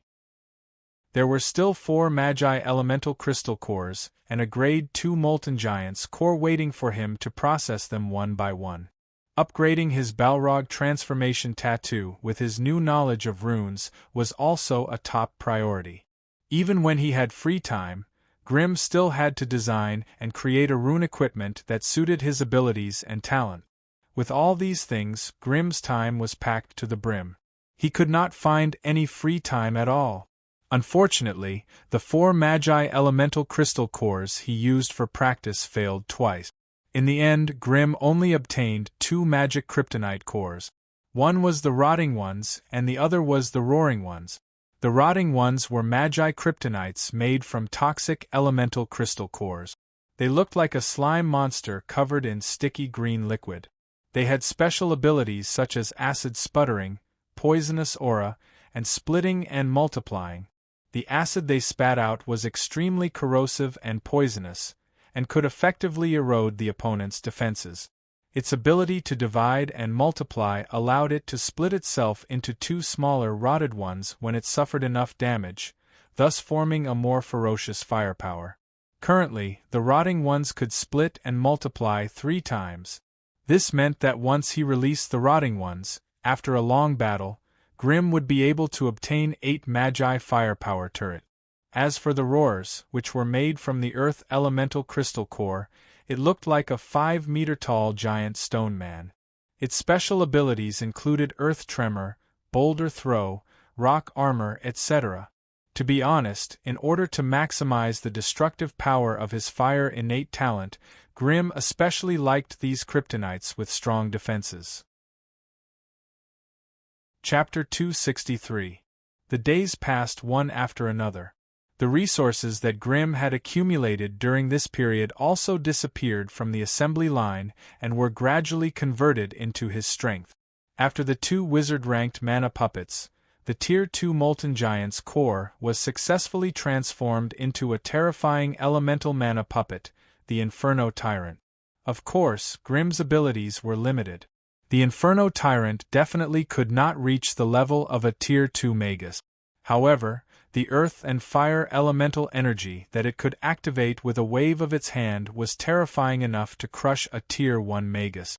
Through Grimm's chip's detailed analysis, the Inferno Tyrant's normal attacks could reach a frightening 110 degrees. It was second only to Grimm's strongest single-target attack spell. The earth and fire elemental spells that the Inferno Tyrant could activate had an attack strength of 191 degrees. This was already close to the lower limit of a Tier 2 Magus. Among the sorcerers, most Tier 1 official sorcerers had between 90 and 130 degrees of defense. This also meant that if the Inferno Tyrant's strongest spell was not dodged or neutralized, it would have the power to instantly kill an ordinary Magus. With the birth of the Inferno Tyrant, Grimm's frustration at losing the Lord of the Flames was swept away. He straightened his back once more, full of confidence in his trip to Sky City. Inside the Magus Tower, Grimm's room had undergone earth-shattering remodeling. It was no longer the same as before, but more like an operating room. All the furniture had been cleared out, leaving only a clean and tidy stone table in the middle of the room. Dozens of complicated and sophisticated mechanical arms were suspended above the stone table. At the end of each arm were surgical instruments of different styles and uses. Scalpels, surgical scissors, vascular forceps, surgical forceps, needle holders, tissue forceps, sponge forceps, right-angle forceps, circular needles, triangular needles, bone forceps, and so on. There were all sorts of instruments, including knives, hammers, drills, chisels, needles, saws, and so on. These were all borrowed by Grimm from Wizard Kogan. Their original purpose was to transform wizard beasts. Today was the big day for the Balrog's heart transplant. Grimm had called Alice over early and asked her to lead a group of apprentices to guard the door for him. On the other hand, he hid in his house and completed the arduous and complicated organ transplant alone. In order to prevent anyone from messing with the process, Grimm did not use the Wizard Tower's laboratory, nor did he ask Wizard Kogan for help. Even the reason for summoning the apprentices here was a dangerous spell experiment, and he did not reveal the heart of the Balrog to the outside world. After staying in the sorcerer world for so long, Grimm's only way to protect himself was to be cautious. In this strange world, the only person he could trust was Mary. As for Alice and KB, it would depend on their behavior and attitude in the future. After a dark and sweet sleep, the AI chip's alarm sounded in his mind. Only then did Grimm wake up from his deep sleep and slowly open his eyes. He slept soundly and relaxed like never before. Grimm didn't dream or meditate. He just let go of everything and had a good sleep, completely recovering from the fatigue and exhaustion of the past few days. Grimm stretched his back and sat up on the bed. He stood in front of the bed and did some simple exercises until the AI chip completed the autopsy of his body. Beep, self-examination completed. All data is normal. Body has reached its peak state. Grimm nodded in satisfaction and looked down at his tall and beautiful body. Grimm was not a body refiner, so he did not have the abnormal muscles that were as hard as iron. However, with a height of 2 meters, his well-proportioned and well-built body still bestowed him with an almost perfect body. His sturdy muscles, dark red and lustrous skin, and the strange tattoos on his chest and back. His dark red hair was scattered behind his back, almost reaching his waist. Coupled with the dark red glow in his black eyes, Grimm's entire body emitted a trace of evil, mysterious, and wise wizard aura. Ever since he completed the elemental transformation of his body of fire, dark red had become his standard color. This was also the glow of a large amount of fire elemental energy. Normal camouflage spells would not be able to cover it up. Although there wasn't any ash on his body, Grimm still took a bath in the fire out of habit. Suddenly, elemental flames sprayed out from every pore on his body, forming a layer of bright red flame film on the surface of his body, and all the dirt on his body was completely incinerated by this layer of flame, not leaving a single trace behind. As for the ordinary sleeping robe that did not have any defensive spells, it instantly turned into ashes and disappeared without a trace. Grimm did not wear any more clothes and just walked out of the bedroom naked.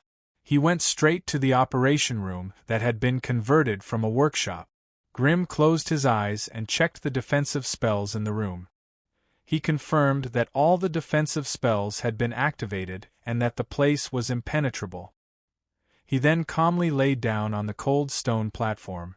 There was a metal headband that looked like a hood on one side of the stone platform. Grimm silently put it on his head. When his spiritual force penetrated the metal headband, the dozens of mechanical arms floating above the stone platform were immediately activated and began to move. Grimm snapped his fingers, and 5 extremely clear flaming mirrors appeared at various angles above the stone platform. Through them, Grimm could observe the part of his body that was about to be operated on from all angles. The fluorescence in the surrounding walls gradually dissipated, and the surroundings were shrouded in darkness. Dozens of illumination crystals projected a bright and gentle light, illuminating the surroundings of the operation table. At this moment, Grimm's expression was strangely calm. AI chip begin. With this command, the AI chip immediately took over all the magic arms. A cold light flashed in the air, and a magic arm floated in front of Grimm's chest. The sharp scalpel at the front of the instrument pierced into his chest, and a piercing sound could be heard as it cut open his flesh. The swiftness of his movements and the accuracy of his movements simply left everyone speechless and gasping in admiration. If it was Grimm who was controlling it, he would not have been able to do it so decisively. Perhaps it was due to Grimm's special constitution, or because the scalpel did not damage any large blood vessels, but there was no spurt of blood. With Grimm's current vitality of 3.7, even without any spells, his skin and flesh were as tough as an iron-plated rhinoceros. Hence, it would be difficult to cut open Grimm's skin with ordinary weapons.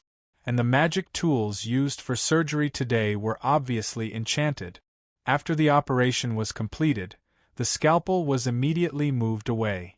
2 magic arms with humanoid hands flew to Grimm's side and gently opened up his chest. What appeared in front of Grimm was a human heart protected by thick ribs and sternum. Although the heart had undergone some changes due to being immersed in dense fire elemental energy for a long time, its basic form and functions were not much different from a human heart. Grimm looked on calmly, not interfering with the AI chip's control. Although he was the true owner of this body, he could not be as merciless and precise as the AI chip when it came to intricate internal surgery. As a few flywheels and knives flew towards Grimm, the ear-piercing sound of bones being cut rang out from his chest. Without the enchantment of sharpness and sturdiness, these magic arms would not have been able to damage Grimm's bones and flesh, which were protected by powerful wizard force. The vibrations of the metal flywheels cutting through his bones and the intense pain of his flesh being torn apart were transmitted to Grimm's soul. He could only endure it silently. He had to open his eyes wide, taking in every single detail so that the AI chip could perform more precise operations and control. As the ribs were cut off one by one, Grimm's heart was finally exposed. The flywheels and knives were moved away, and more magic arms swarmed over. They began to cut off the blood vessels connecting the heart to the other organs. Every time a blood vessel was cut off, a tiny ray of heat would enter and temporarily seal it. Grimm began to control his body at the same time. He tightened the blood vessels all over his body, slowing down the flow of blood. This would prevent a large amount of bleeding in his chest. In the darkness, a dark red light shone. The Balrog's heart, which had been carefully processed, was lifted up by a tray and slowly floated to the front of the operating table. A magic arm carefully picked it up and floated beside Grimm's chest, waiting. Grimm's gaze quickly swept across the Balrog's heart, and he saw densely packed strange runes in the dark red tendons and flesh. These runes the size of sesame seeds covered the inside and outside of the Balrog's heart, forming a complicated and mysterious rune formation. With a burst of pain, the last artery connecting the heart to the heart was cut off, and the slowly wriggling heart was lifted out by the magic arm. There was no time to hesitate at all. The new Balrog's heart was immediately stuffed into Grimm's chest. Countless slender arms reached into it and used unimaginable witchcraft to quickly connect the blood vessels. The entire process was complicated, but not chaotic. More than 10 magic arms rose and fell, and all sorts of strange noises could be heard. After advancing to become a magus, Grimm's vitality far surpassed that of ordinary people. Coupled with his elemental body, even if his heart was removed, it would not cause him to die immediately. However, this heart transplant surgery could not be carried out for too long. Otherwise, his body would be affected, and his basic vitality would be lowered. To be honest, due to the effects of his elemental body, the body-strengthening methods that were suitable for body-tempering magi were no longer effective on him. Hence, once his vitality was lowered, it would be extremely difficult to raise it again. Ever since Grimm learned how to use the Balrog's transformation, he would find it extremely difficult to let Grimm return to the soft, wandering style of an elemental magus. Chapter 264. Thump. As the new Balrog's heart completed its first beat in his chest, Grimm felt a scorching hot current surging through his body. The feeling of being filled to the brim made him groan in discomfort.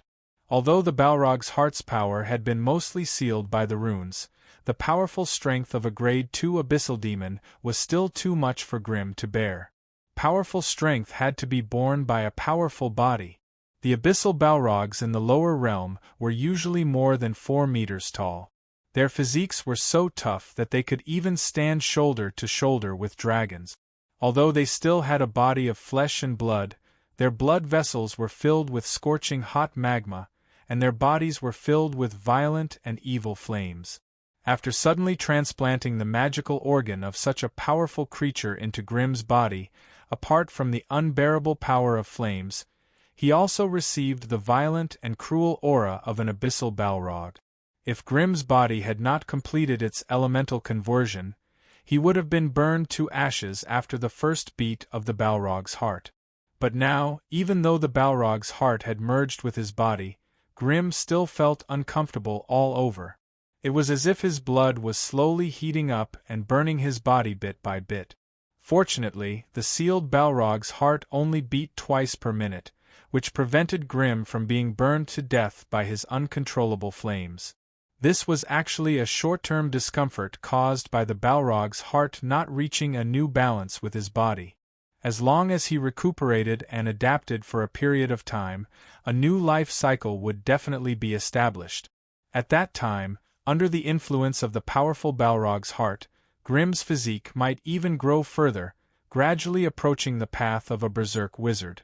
Grimm endured the pain and slowly sat up, moving his body off the operating table.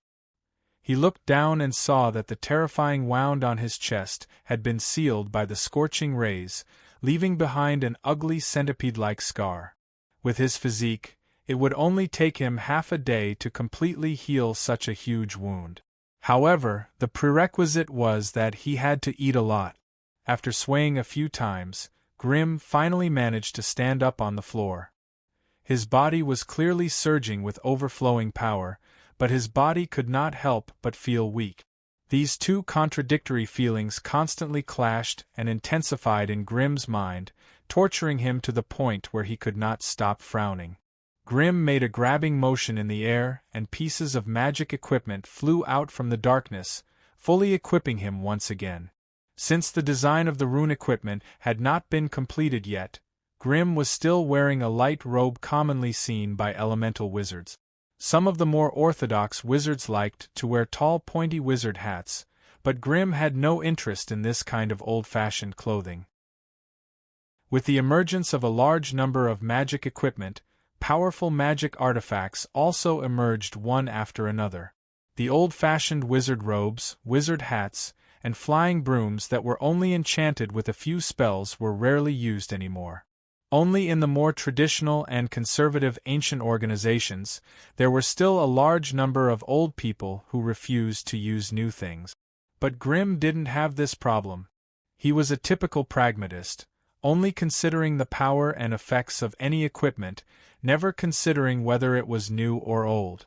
With a casual wave of his hand, a surging wave of flames gently swept across the entire room, completely erasing all traces of blood and aura. Even some of the broken bones were incinerated into ashes, not leaving any chance for the enemy to peek into his body. As for the heart that was removed, although Grimm wanted to keep it, he still destroyed it for safety's sake. After cleaning up the place, Grimm removed the defensive spell on the door. Hence, a group of quasi-sorcerers and high-level acolytes under his command swarmed in, and very quickly cleared the stone platform and the magical equipment. Grimm didn't care about this at all. He asked the tower genie for a lot of magic set meals and started wolfing them down. Even now, the magic set meals that had greatly benefited him in the past were not very useful to him anymore. However, food that matched his attributes could still bring him great enjoyment. While he was enjoying the food like a tornado, the tower genie suddenly sent him a message. An Angus wizard from the Dark Crypt Wizard Tower was trying to contact him from a distance, asking if Grimm would accept his request. Angus? Wasn't this the Magus that had agreed to go to Sky City? Since he could find his way here, it seemed like he already had some information about him. Grimm, who originally wanted to go to Sky City for a tour, immediately nodded his head in agreement. A black crack slowly appeared in the air, and a strange plant that looked like a sunflower emerged from it. As a large amount of fluorescent light gathered on the surface of the sunflower, the shadow on it swayed and gradually revealed the appearance of a black-robed Magus. Looking at the face, it was the Magus Angus who had been in contact with Grimm for a long time. "It's nice to meet you again, Magus Grimm." A strange smile appeared on Angus' cold face. When he greeted Grimm, He emphasized the word magus. After all, when he had signed the contract with him, Grimm was just an acolyte that he could do whatever he wanted. It had only been a year, but Grimm had already become an official magus who had the same status as him. Therefore, Angus was no longer confident that Grimm would still abide by the contract. After all, a contract that was used to restrict acolytes was not that effective on an official magus. As long as Grimm was willing to pay the necessary compensation, he could even ignore this contract. On the other hand, Wizard Angus could not risk offending an intermediate wizard family in the central region and force Grimm to fulfill the contract. Therefore, when Wizard Angus saw Grimm's imposing figure through the light screen and sensed the violent spiritual force fluctuations, he could not help but reveal a trace of nervousness and unease in his tone. "Nice to meet you, Wizard Angus." Grimm nodded his head as a polite response. "I wonder if you are still willing to abide by the contract we signed before?" Angus asked in a probing manner. "Of course." Grimm smiled. "I still have a lot of expectations for this trip to Sky City." After hearing Grimm's reply, Wizard Angus let out a sigh of relief. His original plan was to hire Grimm to participate in the Acolyte Puppeteer Tournament and keep his family's share of the profits. Now that Grimm had successfully become a wizard, if he won the Wizard Puppet Master competition, his family's income would be more than 10 times what it used to be. How could he not be nervous? However, in front of an official magus who had the same status as him, any lies and deceit would be a despicable behavior. Therefore, Angus immediately expressed that he wanted to sign a new contract with Grimm and promised him a huge amount of benefits that could even move Grimm's heart. It could be seen that the benefits that Sky City had brought to the Byron family had already reached a staggering level. Otherwise, there was no way he would be willing to pay such a huge amount of money. There were still 3 months left until the start of the competition. Grimm only had 2 more months to prepare before he would be ready to depart. Both of them chatted for a while and agreed on a place to meet up. Only then did they cut off the long-distance spell connection. "Are you going to Sky City?" Alice had been staying beside him, so she had heard the conversation between Wizard Angus and Wizard Angus. What do you have in mind?" Grimm glared at her. Alice seemed to have figured out his temper. She knew that he was a master who did not care too much about hierarchy, so she even dared to listen in on the conversation between 2 wizards. "Then let's bring KB and me." Alice suddenly became excited. "Why?" "Because Sky City is the most prosperous place in the entire wizard continent. If your goblin subordinate really wants to realize his dream of becoming the greatest goblin merchant, Sky City is the place he must go. There are all kinds of new and interesting magic puppets, all kinds of strange wizard beasts, all kinds of rare monsters and materials, and countless arcane wizards. But none of these can compare to Sky City," Alice explained while waving her hands and feet. "Sky City is the greatest masterpiece of alchemy in the wizard world." After listening to Alice's aria, Grimm couldn't help but yawn and lightly said, "What does that have to do with you?" Alice's green eyes widened. She bared her canine teeth and said angrily, "How can I not go where Master wants to go? As your most adorable personal maid, how can I not go? Is there any doubt about this?" Alice's eyes narrowed as she said the last sentence, and she did her best to look cute. It could be seen that Alice was really interested in this sky castle. In order to gain Grimm's approval, the usually arrogant Alice had become a little flattering. "All right, let's go together." Grimm thought for a moment, then turned his head and said, "Go tell KB about this. Tell him to get ready. If Sky City is really as good as you say, then do your best to make KB stay there. To establish one's own force, one must have an endless supply of resources and information. Leaving KB in Sky City was much better than staying in Fedinin City." Chapter 265. 2 months later. Before dawn, the mist had yet to disperse. A black carriage slowly drove out of Fed South City amidst the rumbling. The tall buildings were quickly left behind. As the carriage moved forward, large amounts of farmland appeared on both sides of the road. In the depths of the mist, one could vaguely see the outlines of scattered farmhouses and small villages. Since the sun had not risen yet, there were not many people on the road that led to Fetter City. Expensive carriages could be easily damaged when traveling in such weather, so there were not many people on the road. Especially when they were more than 10 miles away from Fetter City, the number of human buildings gradually decreased, and the tall trees grew denser and denser. Grim lifted the curtain, and the moisture hit his face. There was a hint of coolness, but also a hint of coldness. Less than 10 miles out of the city, the trees on both sides of the road already had a hint of a primeval forest. This allowed him to imagine how, many years ago, humans, under the leadership of Magi, had struggled to carve out settlements in the primordial forest, and how difficult it had been for them to fight for land with the mutant creatures. In some early wizard notes and books, Grimm often saw wizards acting as the protectors of humans, assisting the nobles in governing their territories, repelling the attacks of terrifying monsters, and eliminating groups of ferocious beasts, making the human settlements safer. But that was a very long time ago. Over the past few thousand years, Grimm could clearly see how the wizards had surpassed the nobles of the human race. Step by step, they had risen above the entire race and dominated the entire wizard continent. The wizard continent had developed to this day, and the status of wizards and nobles had undergone earth-shattering changes. The former leaders of humans were now kneeling in front of wizards with great power, becoming their agents and slaves. Ordinary humans gradually left the wizards' sight, becoming a weak and lowly race in their eyes. If not for the strict rules set by high-grade wizards, wizards would not be allowed to use humans as experimental subjects, nor would they be allowed to kill ordinary mortals on a large scale. Otherwise, everything that mortals had would have been plundered by wizards, and they would have become lab rats or pitiful slaves who toiled until they died. Just as Grimm could not help but daydream, the driver could not help but turn his head.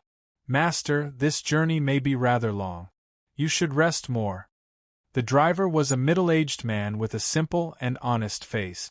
But under Grimm's powerful elemental sight, all he saw was Kobe hiding behind a camouflage spell and smiling obsequiously. "Well, thank you for your hard work." Grimm nodded slightly and gently lowered the curtain. "Humph, what hard work?" Alice, who was curled up on one side of the carriage with sleepy eyes, yawned and said, "This is what it should do. By the way, now that you're a powerful wizard, why don't you use your authority to rent a Socratic eagle? That way, we will only need 1 day to reach Emota City." Ferdinand City was the headquarters of the Salubo family. It was a private territory and was not within the route of the airship. Therefore, if they wanted to use the airship to get to the Silver Alliance's territory, they could only head to the public city of Mota City that was 300 miles away. In any case, we have plenty of time. It's not a bad idea to walk slowly and see the local customs of the scattered pagoda forest area, Grimm said with a faint smile. Alice rubbed her eyes and got up. She stared at Grimm seriously, as if she was looking at a monster. All right. Grimm seemed to know that his reason was too far-fetched and said helplessly, "A few days ago, before we set off, the tower genie gave me a warning. It seemed to have sensed that someone was casting a prophecy spell on me." "Prophecy?" Alice suddenly became excited. "You mean someone is trying to kill you? You're excited that we have an enemy?" "Of course, otherwise the journey would be so boring. Have you ever thought that if the enemy dared to plot against me, they would definitely take everything into consideration? Aren't you afraid of dying in the hands of the enemy? Tisk tsk. If you're not afraid, why should I be?" Alice said with a face full of disdain. "Since you already knew about the enemy, you would definitely have made the appropriate arrangements. Otherwise, with your personality, why would you be willing to use yourself to lure the enemy?" At noon, the black carriage slowly drove into a gray road in the forest. The road was filled with pedestrians, merchants, and carriages, but at the moment it was abnormally quiet.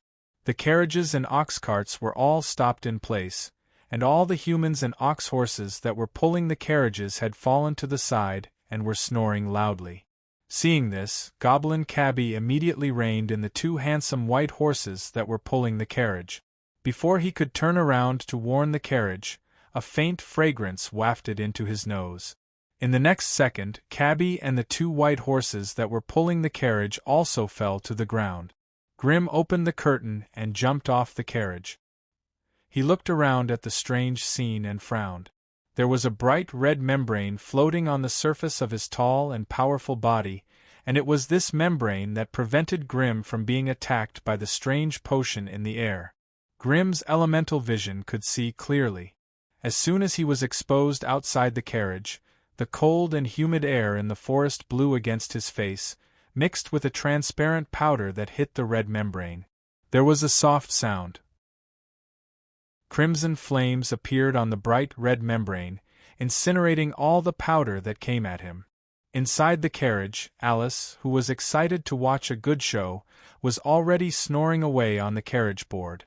After all, a quasi-wizard like her could not resist the means of a wizard, even if she was the strongest quasi-wizard.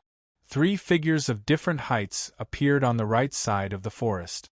Their faces were hidden in thick cloaks, and they were silently watching Grim. Grim hesitated for a moment, but he did not try to wake Alice and Cabby up. Instead, he simply tidied up his equipment and silently followed the 3 mysterious wizards into the forest. After walking for a mile in the rustling forest, they arrived at an empty space in the forest.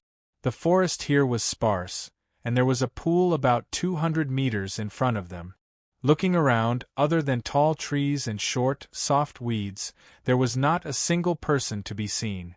It was a good place to settle the grudge. "You know why we are here, right?" One of the cloaked figures with his head slightly lowered asked in a low voice. From the voice, it should be a middle-aged man. "The Black Hand Association?" Grim's lips curled into a smile. The short cloaked man took off his hood, revealing a wrinkled, shriveled, green face. Together with his hawk-like nose and messy, dirty, short green hair, he was not a human being. The president of the Black Hand Association, the only Grade 2 wizard, Green Dwarf Pyro. Being stared at by the other party's eerie green eyes, Grim felt as if a heavy boulder was pressing down on his heart. Even his breathing became uneven. "Since you are the president of the Black Hand Association, aren't you afraid that Master Sinazar will come after you for killing an official wizard of the Salubo family? If the Black Hand Association attacked you, of course we can't afford Master Sinazar's wrath. But if it wasn't a member of the Black Hand Association, I'm afraid that Master Sinazar behind you wouldn't have gone against the laws of the Wizard Association of the Scattered Tower Forest and persecuted us." Green Dwarf Pyro said coldly. "Sir, what do you mean?" Lord Pyro's meaning is very simple. The skinniest and tallest of the 3 suddenly took off his cloak and revealed his face. With a sinister smile, he said, "Because the ones who attacked were not them, but us. The skinny man's face was pale, and his skin was wrinkled. His voice was low and hoarse. However, when he said the last sentence, his head suddenly turned 180 degrees, revealing the face of a woman. At the same time, the voice of him turned into a woman's voice. The woman's eyes were closed, and she had a strange smile on her face. Her speech was no different from that of a normal person. And she wasn't wearing a mask or a painted face, but a completely real woman. The two-faced man, Cain. Grim exclaimed. Although he had only been a magus for a short period of time, through this period of time, he had a comprehensive understanding of the famous magi in the Scattered Tower Forest region and organized them.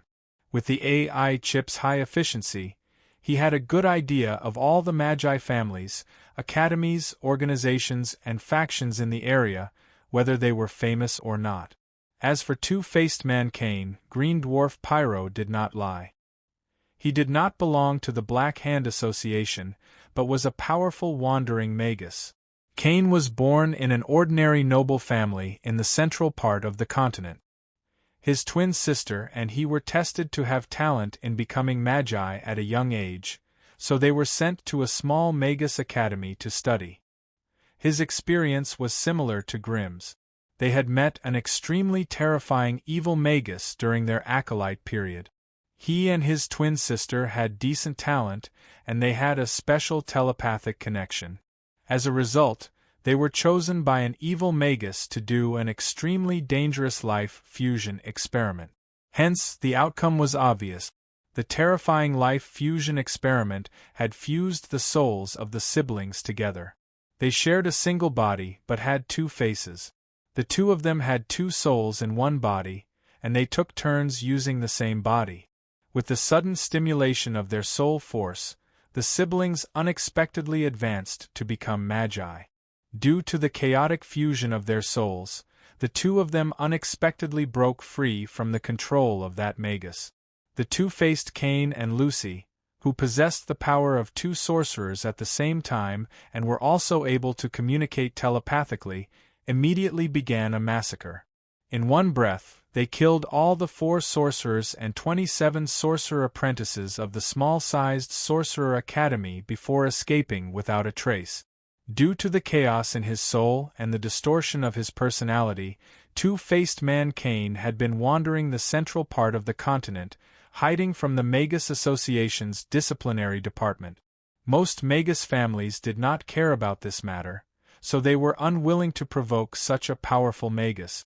Hence, they had him and her go into hiding for a long time. Unexpectedly, the Black Hand Association was willing to pay a huge price to invite them out. Chapter 266. The leader of the Black Hand Association, Green Pyro, quickly retreated with another wizard, leaving the battlefield to the two of them. As long as the two of them did not participate in today's battle, even if Grimm was killed, the Cerubo family would not be able to use this as an excuse to seek revenge. Grimm hesitated for a moment. He put the wooden figurine in his hand back into his pocket, but he did not crush it. It was a magic amulet given to him by Master Sanazar. According to the agreement, as long as he crushed this wooden figurine within 100 miles of Feldenan City, she would be able to teleport over and kill him. However, the enemy in front of him had obviously expected this. The wizards of the Black Hand Association did not make a move. Instead, they had invited a powerful wandering wizard. If he had invited the tyrannical Lord Sanazar over, and there was no one for her to vent her anger on, Grimm would probably be punished. Moreover, even if the opponent was a famous two-faced wizard in the central continent, Grimm was confident that he would be able to defeat him. Moreover, his strength had greatly increased recently, and he wanted to test it out. While Grimm was thinking about making a decision, the two-faced wizard had already made his move. The first to make a move was the two-faced wizard's younger sister, Lucy. She was an expert in the rare sound wave spell. Her eyes were closed, and her mouth was wide open. She put her hands in front of her mouth and bent down to scream. The powerful sound waves even stirred up the transparent air, forming strange ripples in the void. The ripples quickly spread towards Grimm. There was no sound, or there was no sound at all. The wizard Lucy's death scream had obviously far exceeded the range of sound waves that ordinary people could hear. It had entered the terrifying field of ultrasound. Everything in front of Lucy shook and disintegrated the moment it came into contact with the sound wave. Tall trees were first broken into pieces of wood of different sizes, and then the pieces of wood were disintegrated into thumb-sized pieces.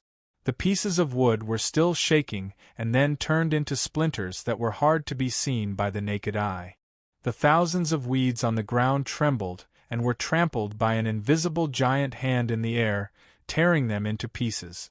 The green juice contained terrifying kinetic energy, and it was like a bullet that pierced through everything in front of it. Grimm's lava shield was also severely tested by the terrifying sound wave. The lava shield had always been known for its excellent physical and elemental defense, but the moment it encountered the terrifying sound waves, the combination of hard lava and dark red magma became extremely fragile. With a series of crackling explosions, the lava on the surface of the shield cracked, and the dark red lava began to boil and self-destruct. There was a great danger that the shield would collapse upon contact. At the same time, the AI chip in Grimm's mind sounded frantically. Warning, warning. High-frequency ultrasonic waves have been detected. Please leave this high-frequency area immediately. Otherwise, your body will suffer severe shock damage. Damn it, the other party's sonic attack was actually a penetrative attack. The lava shield couldn't block it at all. Grimm endured the annoyance in his chest and threw a lava fireball at his opponent. Then, he used flame jump to leave the place. After all, the other party's sonic attack was a directional spell. As long as he avoided the front of his opponent, he would not be affected by the shock of the sound waves. Wizard Lucy, who was bending over, immediately increased the intensity of her shout. The lava fireball that was flying halfway actually exploded as the surface of the lava layer was damaged. When Grimm appeared 50 meters away from the left, the two-faced Wizard Lucy's head suddenly flipped, and in an instant, she had switched from Wizard Lucy to Wizard Kane. He, who had been silently chanting a spell behind her back, had actually guided a large-scale spell to its final stage. Hamid's Frozen Tide. As the last line of the spell was completed, Wizard Kane crossed his arms, and a large amount of blue ice crystals mixed with the chilly wind flew towards Grimm. His lava shield had already been destroyed, and he had just used his only mobile spell. Grimm's expression tightened, and he could only take a step back. He waved the flame scepter in his right hand. As the tip of the flame scepter flashed, a tall fire djinn appeared in front of him, blocking the incoming frozen tide. This was a quasi-wizard level fire djinn that had helped Grimm deal with many powerful enemies. Now, it was hard for him to hold on. Even if it did its best to push out a thick pillar of fire from its hands, it still could not block the attack of the chilly wind and the ice crystals. In a moment, this 5 meters tall fire djinn was frozen in a block of ice crystals by the horrifying power of ice. It was still trying its best to resist. After a few seconds, the ice crystals cracked, and the fire djinn also disintegrated into ice shards on the ground. Poor fire djinn. This time, it didn't even have the chance to self-destruct. Taking advantage of the short time that the fire djinn had bought for him, Grimm quickly flipped through the secret poison scroll in his hand. Soon, a fire core explosion was launched towards the fire djinn. However, before this red light, which represented Grimm's most powerful single-target spell, could reach the fire core explosion, it was once again broken by Lucy, who had switched back to her female face. Facing the berserk ice spears, Grimm could only use Flame Leap to dodge the attack. In the following battles, Grimm used Flame Leap to get close to the two-faced wizard several times. He wanted to use the fiercest instant spell to disrupt the wizard's rhythm, but he was always forced back by the wizard. After trying a few times, Grimm had to admit that there really were wizards in this world that specialized in restraining him. Grimm specialized in fire magic, so his fire magic was naturally more powerful than other wizards. However, the two-faced wizard's brother, Kane, specialized in ice magic, which was Grimm's nemesis.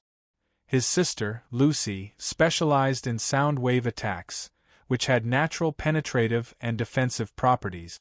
Therefore, even if Grimm transformed into a Balrog with thick skin and strong blood, it would still be difficult for him to defend against it. Moreover, the siblings' minds were connected. When one of them was controlling the body to fight Grimm, the other could hide behind him and silently cast spells. When the large-scale spells reached the final stage, the siblings would switch roles and use violent and ferocious spells to catch Grimm off guard. Relying on the advantage of having two souls in one body, the two-faced wizard pressed forward, making it difficult for Grimm to keep his footing. Grimm had no choice but to jump around the battlefield, trying to find the enemy's weak point. It could be said that Grimm had never been in such a difficult situation, even when he had to fight against two enemies outside Rockall Castle. Facing the ferocious enemy, Grim quickly moved around, using instant lava fireballs to fight back while listening to the AI chip's strategic assessment in his mind. B. Enemy intelligence has been collected. After comparing and analyzing the data, the host's chances of winning are estimated to be 34%. What if I send the rotting ones? Chances of winning increased to 41%, and the roaring ones. Chances of winning increased to 53%. Grim secretly wiped away the cold sweat on his forehead. Even if he sent out the 2 Magus rank magic puppets that represented his regular battle strength, his chances of winning were only slightly more than 50%. This made him, who had been so smug just a few days ago, fantasizing about sweeping away all opponents of the same rank, feel utterly humiliated. What if I send the Inferno Tyrant? Chances of winning increase to 128%. What if it's just me and the Inferno Tyrant? Chances of winning increased to 93%. Note: this data does not include the unknown powerful methods of the opponent. That's enough. Grim quickly communicated with the AI chip, and very quickly made up his mind. Against such a powerful opponent, sending out the roaring ones and rotting ones with average battle strength would not be able to turn the situation around. If he wanted to settle things in one fell swoop, he would probably have to send out the strongest battle strength under him, the Inferno Tyrant. As for the Balrog transformation, due to the terrifying repercussions of the Balrog's heart, and the fact that the new Balrog transformation tattoo had not been finalized, Grim did not intend to take any risks in the near future. Having made up his mind, Grim no longer hesitated. Once again, he used up an instant cast spell from the secret voodoo scroll to resist Kane's frozen tide. Only then did he find the opportunity to jump to the periphery and toss out the dazzling magic puppet crystal core. In the next second, the originally prideful green sea of trees was suddenly engulfed by a massive amount of fire elemental energy. Within a radius of a kilometer, the battlefield was filled with dazzling red light. Under the shocked gaze of the two-faced Magus Kane, the violent and ferocious fire elemental energy frantically gathered together, and a terrifying 4-meter-tall fire demon crawled up beside Magus Grim. Compared to the flaming men that Grim often created, this terrifying fire demon with peak rank 1 strength had much stronger control over the power of fire. When Grim transformed into a flaming man, his body constantly spewed out violent flames and terrifying streams of fire.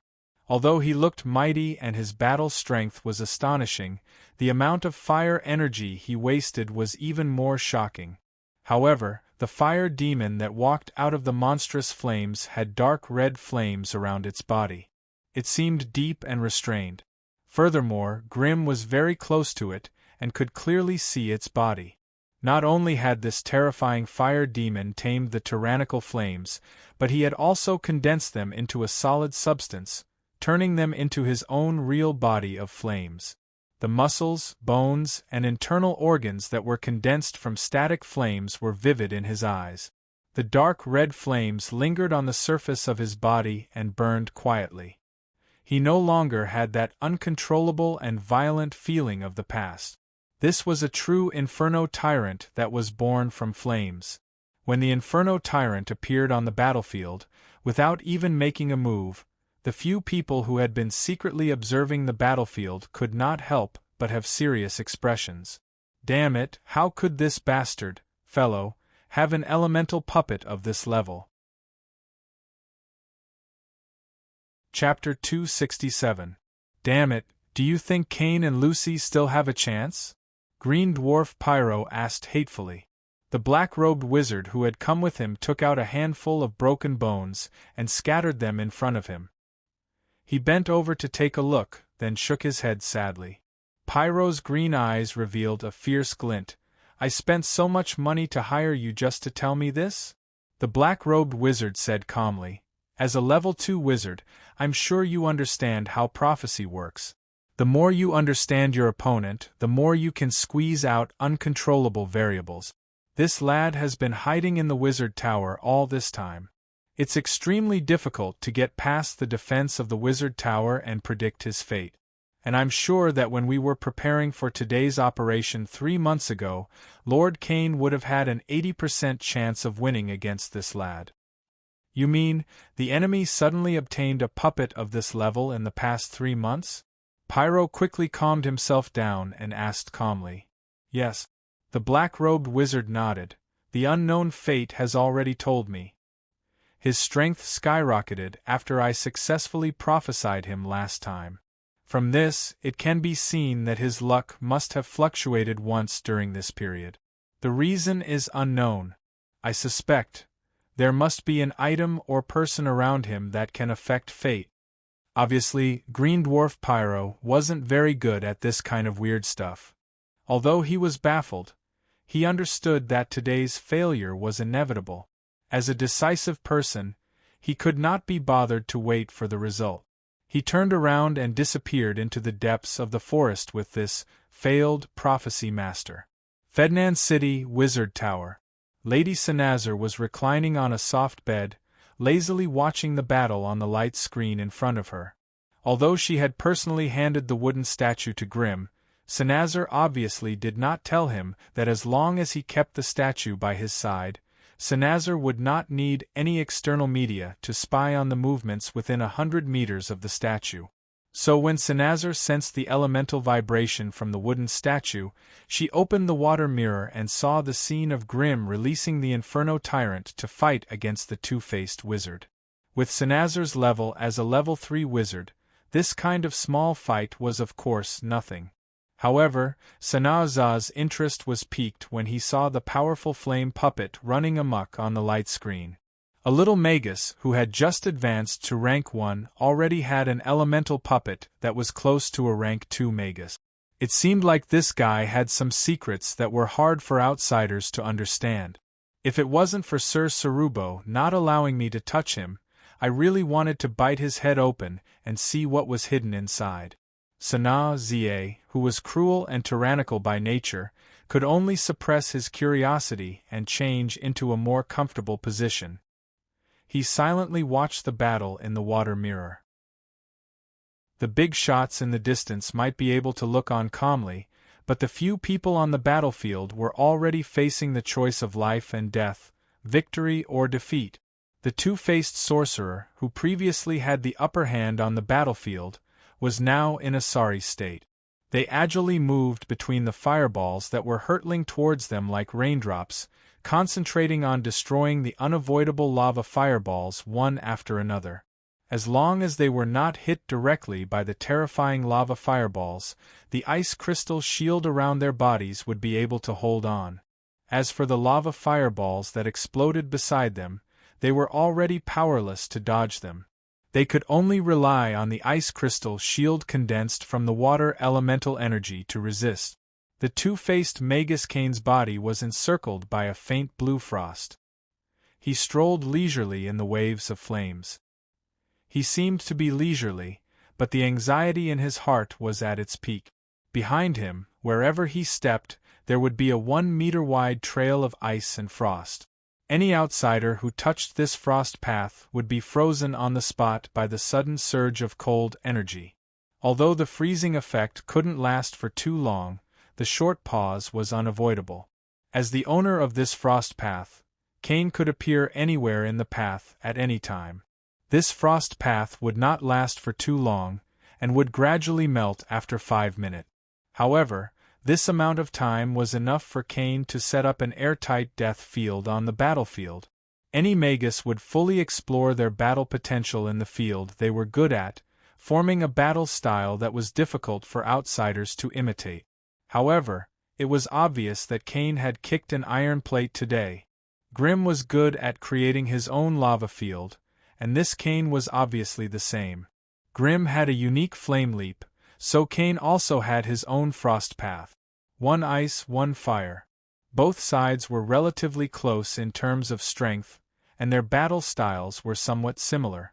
Thus, the battle seemed to be more anxious from the beginning. At this time, Kane's sister Lucy, who had a telepathic connection with him, and her terrifying sound wave attack that had the ability to penetrate and break through defenses, became the key to deciding the direction of the battle. However, as Grimm summoned the killer weapon, the Inferno Tyrant, the entire battle situation was once again ruthlessly turned around by him. Ever since the Inferno Tyrant appeared on the battlefield, he had become an overwhelming and terrifying force.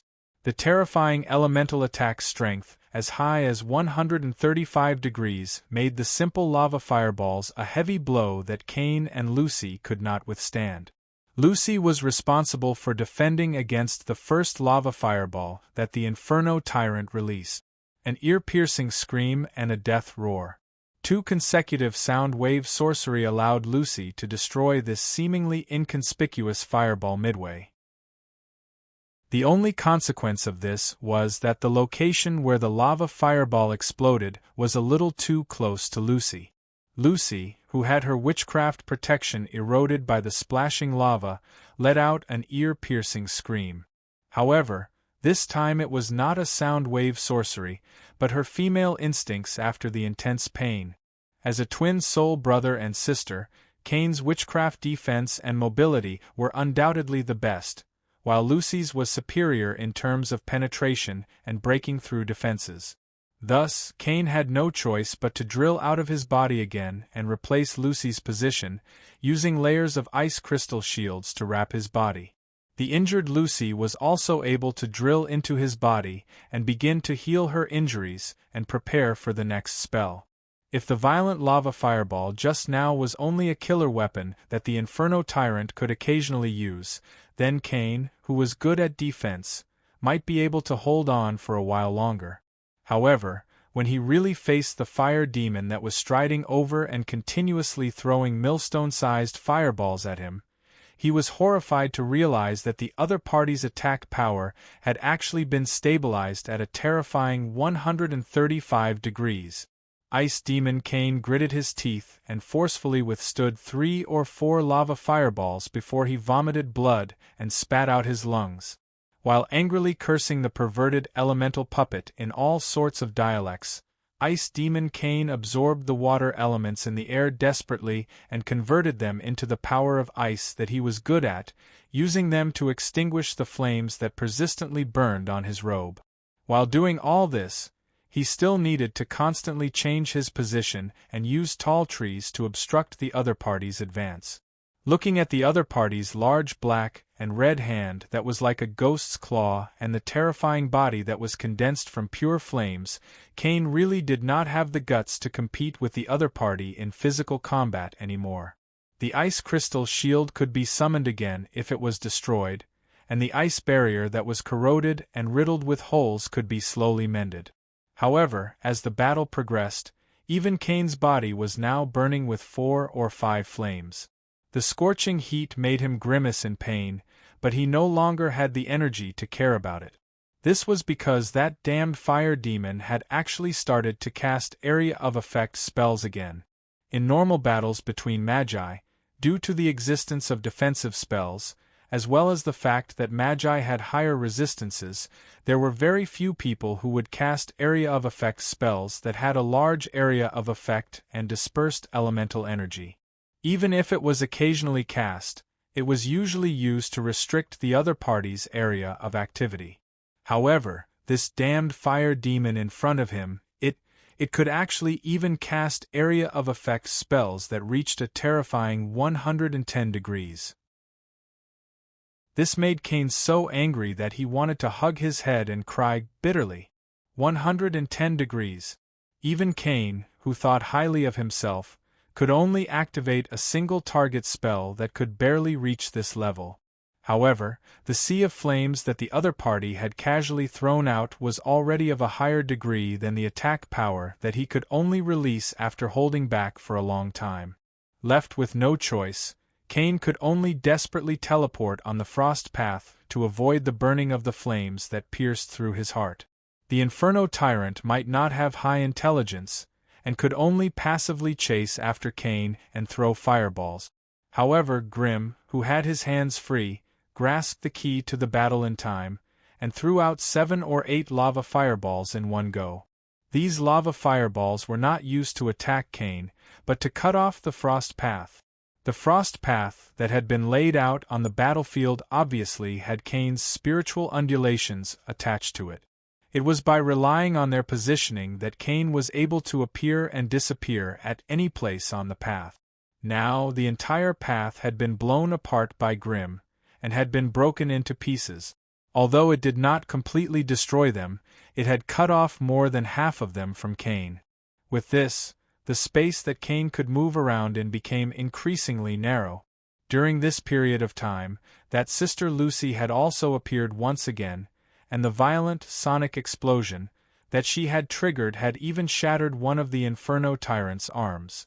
Unfortunately, against a flaming demonic boss that did not feel pain or fear, and only knew how to attack with all his might, all of this was useless.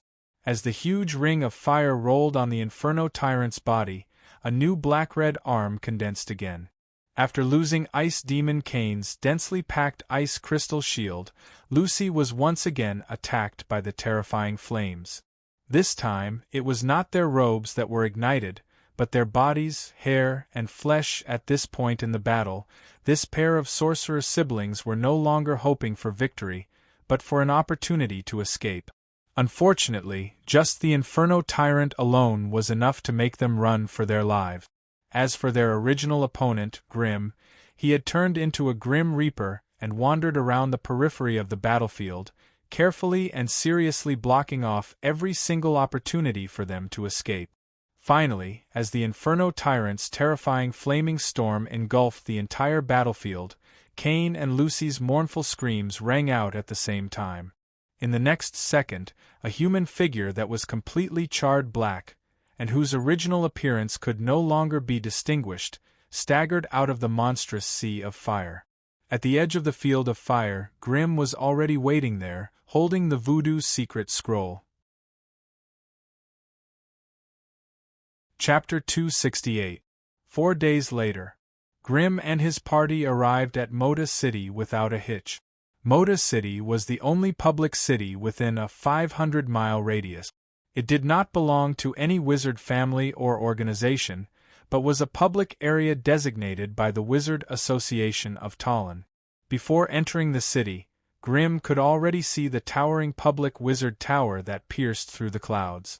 Faint fluorescent light glowed on the gray walls of the tower, and rings of light from spells lit up on the tower from time to time.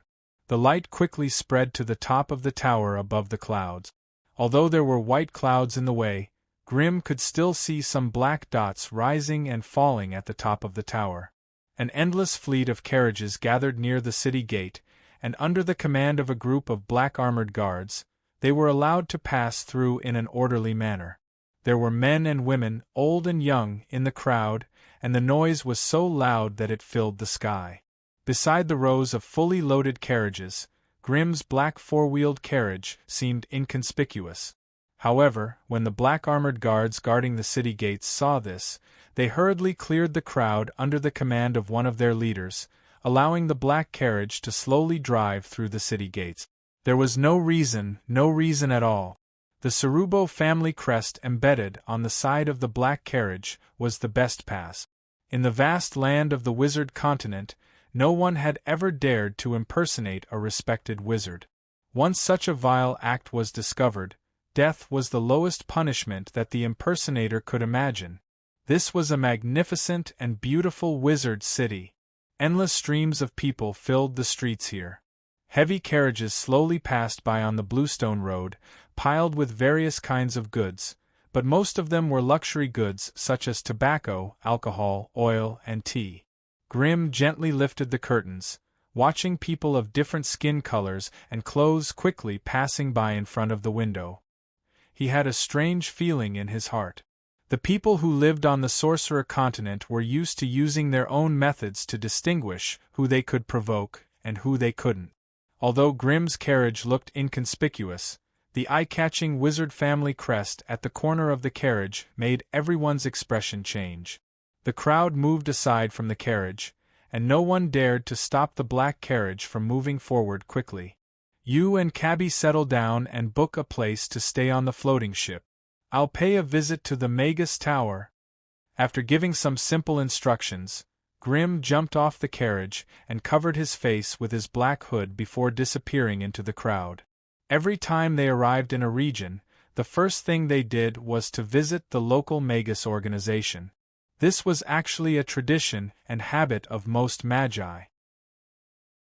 After all, the wizard organizations in various regions would selectively open some of their facilities to the public, including the public library. Habitually gathering knowledge was also one of the most common things magi did. Alice had been brooding over the fact that she was unable to witness the wizard war last time because she was enchanted by someone. Watching Grimm disappear into the crowd, she said angrily, "Let's go to the airship first." Kobe, who was disguised as a coachman, shouted loudly and waved his whip to urge the carriage to continue moving forward. As one of the few public areas in the scattered tower forest, it did not reject any wizard's visit. Even some magi who had lost in family struggles or power struggles could recuperate here and obtain some magus resources that were not that rare. Some magi who wanted to establish a new family did not have their own territory when they first started out. They would usually use the public Magus Tower as the first stepping stone for their family. They would set up some public Magus academies here and recruit acolytes who did not have any backing or background.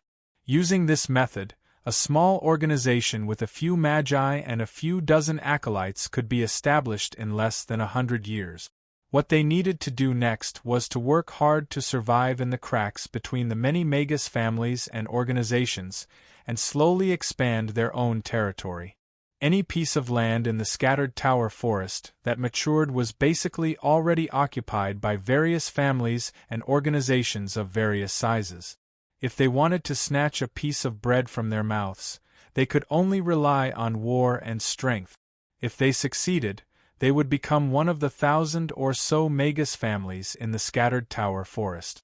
If they failed, they could only return to the public areas and continue to run their own small organizations, accumulating strength for the next attack on the Magus families. In the previous family wars, small organizations like the Black Hand Association had been so enthusiastic. It was all for the sake of obtaining their own territory and raising their flag to establish their own Magus family. It was a pity that the strongest rank 1 Magus in the organization had been killed, and the two-faced Magus they had spent a large amount of money to hire had also failed. This also meant that the Black Hand Association's efforts over the past 100 years had been for naught. The rank 2 Green Dwarf Pyro's efforts to establish the Pyro family could only be delayed for another 100 years. A rank 2 Magus. He was an influential figure in the Magus community. If such a person was willing to join any Magus family, they would be welcomed with open arms, and all sorts of rare resources would be at their fingertips. However, even such a powerful Magus would find it difficult to defend against the attacks of any small Magus family if he wanted to establish his own family. Grimm had used the benefits he had obtained from the Knight's Plane to buy a Viscount's territory of 100 square kilometers in the scattered tower forest. But so what? He was surrounded by covetous sorcerer families and hungry sorcerer organizations. Even if he bought such a territory, what would he rely on to protect it? Perhaps the first to send troops to attack his territory would be the Magus family that had sold it to him. Resources and territory were indeed important in the Magus continent, but the strength to defend them was even more important. Grimm mixed into the crowd and slowly walked towards the Magus Tower. There were fewer and fewer regular people on the streets, and more acolytes dressed in academy uniforms. Among these acolytes, there was no lack of middle-aged men in their 30s or 40s, as well as elderly men with stooped backs. However, most of them were young men and women in their 20s. In terms of strength, most of them were junior and intermediate acolytes. There were few high-grade acolytes, and not a single quasi-magus could be seen. This situation was actually quite normal. After all, in a place with a public academy, they would be much weaker than Magus families with fixed territories and resources to recruit talented acolytes. The lack of resources and the low aptitude of the acolytes resulted in the overall strength of the acolytes being on the lower side. Moreover, if a Magus academy managed to nurture a quasi-Magus, they would treat them like a treasure. How could they be willing to let them roam around? Grimm was dressed in a black robe. Although he didn't have any emblems on his chest, he had the arrogance and mysteriousness of a Magus. Every acolyte who saw him hurriedly dodged to the side and bowed to him. Acolytes who could survive in Moda City were not newbies. They might not be good at other things, but they were definitely good at judging people. Although Grimm was keeping a low profile as he walked, the corners of his Magus robe could be seen under the cover of his black robe. It was full of mysterious and abstruse magic lines and runes. An exquisite silver chain was tied around Grimm's waist. As he walked, the magic book glowed with golden runes. It was obviously not an ordinary item. 2 strands of dark red hair hung down from the sides of the hood. Under the sunlight, they looked like 2 slightly dancing flames. Under the shadow of the deep hood, the chiseled face and the eyes that were as bright as the morning stars left an extremely deep impression on people. Grimm walked into the gate of the Magus Tower.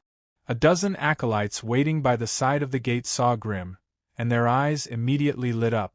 However, before they could do anything, a round-faced acolyte with short tawny hair stood in front of Grimm and bowed. "Respected Sir Magus, Acolyte Thor is willing to serve you." The other acolytes all showed a look of annoyance. However, in front of a Magus, they did not dare to act rashly. They could only glare at Thor and quickly left. Grimm, on the other hand, did not mind these little tricks between acolytes. He raised his head and looked around. The floor was clean and tidy, and the fresh air was filled with a strong scent of magic. There were many small stone rooms lined up against the walls of the tower, and there were many tunnels and corridors that extended in all directions. Although it was crowded here, it was rather quiet. All the acolytes walked in groups of 3 to 5, carrying thick sheepskin books in their arms. Even if they needed to talk, most of them kept their voices low, not daring to make a racket in the Hall of Secret Spells. The first impression he got was that the atmosphere of a university on Earth was somewhat similar. "Bring me to the public library. I want to read some materials," Grimm ordered. "Yes. The library for visiting Sir Magi is on the 5th floor. Please follow me." Thor was obviously familiar with this kind of request. He bowed politely and brought Grimm to a floating disc in the corner of the Hall of Secret Spells. The so-called floating disc was somewhat similar to the elevators on Earth, but it did not use mechanical power or electricity. The floating disc was 5 meters wide and could accommodate 20 to 30 people standing on it. However, as far as Grimm could see, not a single acolyte dared to step on it. This seemed to be a privilege exclusive to Magi. Grimm controlled the control center on the floating disc, and the circular stone plate, which was decorated with exquisite patterns, began to slowly float towards the upper floors of the Magus Tower. Along the way, on the corridors of the floors, sorcerer apprentices could be seen walking around with books in their hands. Level 5 of the Magus Tower. Thor brought Grimm to a door of dense light and stopped in his tracks. "Sir, this is the open Magus level library. Only Magi are allowed to enter, so—" "All right." Grimm nodded in understanding and threw 3 magic crystals into Thor's arms. "Sir, I don't need so much." Thor's face was filled with joy. "I only need 1 magic crystal. I have 2 servants. There might be a female Magus called Alice looking for me. Remember to bring her here." "Understood, sir. Thor will definitely complete the task," Thor promised resolutely. Chapter 269. There was indeed a small library behind the Door of Light. The reason why it was small was because it was only about 20 to 30 square meters in size. There were rows of wooden shelves along the wall, on top of which were some sparsely placed books. However, a faint glow could be seen on the surface of each book, as if they were protected by some kind of spell. The number of magi here was pitifully small. Only 2 magi stood beside the wooden shelves, flipping through the books as if there was no one else around. Are you a magus that just arrived? To avoid trouble, it's best if you wear your organization's badge on your chest. An old magus sitting at a wooden table at the entrance of the Door of Light put down the book in his hands and reminded him with a frown. It seemed that even in public areas, wandering magi were still being investigated. One could imagine that for evildoers like the two-faced magus, who were listed as wanted by the Scattered Magus Association in Tallinn, they were also prohibited from entering public areas. Grimm took out the crescent-shaped silver badge that represented the Solubo family from his storage belt and pinned it on his chest. The old magus in charge of this place was slightly stunned and said slowly, "The Solubo family? He doesn't look familiar. Could it be that you're the fire demon that appeared recently?" Hearing the old magus' words, the 2 magi who were minding their own business raised their heads and looked at Grimm carefully. "Is there a problem?" Grimm asked doubtfully. "Of course there's no problem. However," the old magus hesitated for a moment, "I heard that the Solubo family and the Black Hand Association are in conflict. A few magi from the Black Hand Association are often active in Moda City, so it's best if you're careful when you go in and out." Seeing that the old magus had good intentions, Grimm smiled and nodded at him before walking towards the bookshelf closest to him. He casually picked up a blue sheepskin book with a hard cover, Gulliver's Travels. It seemed to be a journey recorded by an official magus. Although it did not involve any advanced magic knowledge or theories, the description and records of some special magical creatures and plants still had a certain value as a reference. The book was priced at 10 magic crystals. Grimm put it aside. This kind of book did not have much value, but it was still good to fill up the AI chips database. Ji Hao then picked up an ancient parchment, which seemed to be a formula of some kind of magic medicine, highly poisonous. However, the refining process, material ratio, and precautions were all protected by a faint fluorescent light. Price: 400 mana crystals. Grimm hesitated, then put it back. In the short term, he had no plans to become a pharmacist. Moreover, this kind of physical poison formula did not seem to have much effect on wizards, so spending 400 magic crystals for it was not really necessary. He picked up many books in succession, but most of them were extremely ordinary basic theories. Occasionally, he would find some improved spell models, but all of them were ridiculously expensive. Grimm shook his head as he read. He browsed through more than half of the library, but he only picked out 3 books that were slightly valuable. This was actually inevitable. After all, this was just a public library of the Wizard Tower of Moda City. This was a place that only wandering wizards or those who were short of money would visit. As for the truly valuable knowledge, it was obviously stored elsewhere, and it was only open to members of the Wizard Tower. Only people like the Black Hand Association, who had no foundation and were willing to make this their headquarters and take on some of the daily tasks of the Wizard Tower, could be regarded as a member of the Wizard Tower and become one of the guardians of the public area. "Hey, kid from the Solubo family, there seems to be a little girl looking for you outside." The old magus voice sounded. "Got it." Grimm brought the 3 books to the door, and after handing over the magic crystals, the old magus removed the protective spell formation on the books. When Grimm passed through the Door of Light, he saw Alice outside. The acolyte, Tolly, was not there. It seemed that Alice had sent him away. "I've already booked a ticket for tomorrow afternoon. I'll be staying at the Broslin Inn tonight." After this period of interaction, Alice seemed to have accepted her fate, and was no longer as hot-tempered as before. Once she calmed down, with her intelligence as a quasi-magus, she would be able to help Grimm solve many unnecessary problems. Following Alice to the inn, Grimm immediately ordered the waiter to send food and drinks to his room. He quickly recorded the contents of the 3 books into the AI chips database, and then continued to study the strange runes of the foreign world. After receiving the old Magus warning and reminder, Grimm also put away his plans to wander around Moda City, and did not take a step out of the inn. That was until Alice and Cabby came to remind him that it was almost time to board the ship. When Grimm brought Alice and Cabby to the docking point in Moda City, a flying ship similar to the one from before was slowly descending on a Highland green lawn. There was no hot air balloon and there was no propeller. The spacious bottom of the flying ship shone with golden light, and a faintly discernible spell formation was releasing strong and weak air currents, supporting it to land steadily. The flying ship that Grimm had boarded last time seemed to have a pointed bottom, and obviously could not carry as much cargo as this flat-bottomed one. Near the high platform there was a crowd of people. Heavy carriages filled with goods were already waiting here, and a large group of burly men were shouting and humming as they moved the goods from the hold of the ship, and then moved on new goods. On the lawn around the Highland, some people in Magus robes were chatting leisurely, as if they were also waiting to board the ship. In less than an hour, the goods were all unloaded.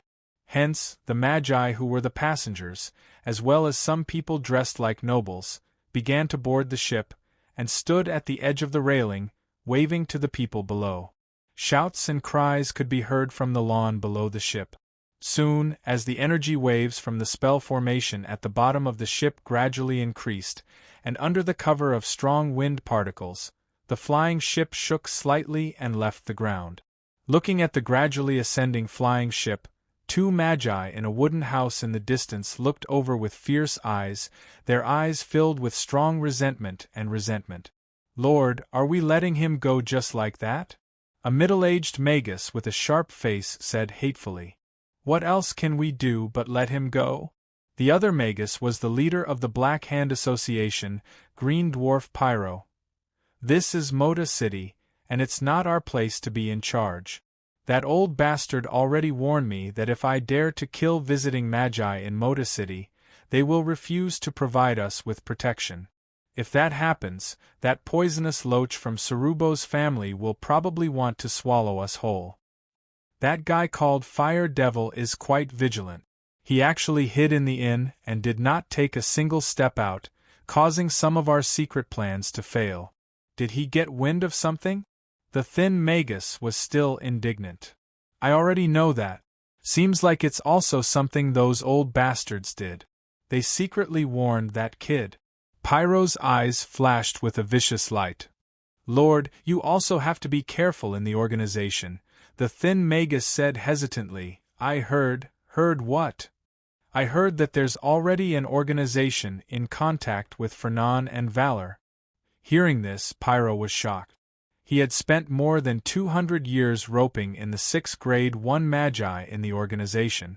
Losing Mycelon, who was the strongest among them, was enough to make his heart ache.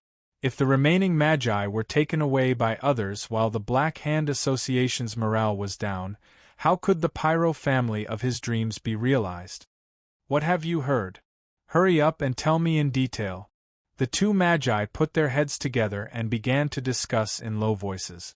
Grimm, who was completely unaware of all this, stood at the edge of the ship, silently looking down at the scenery below him.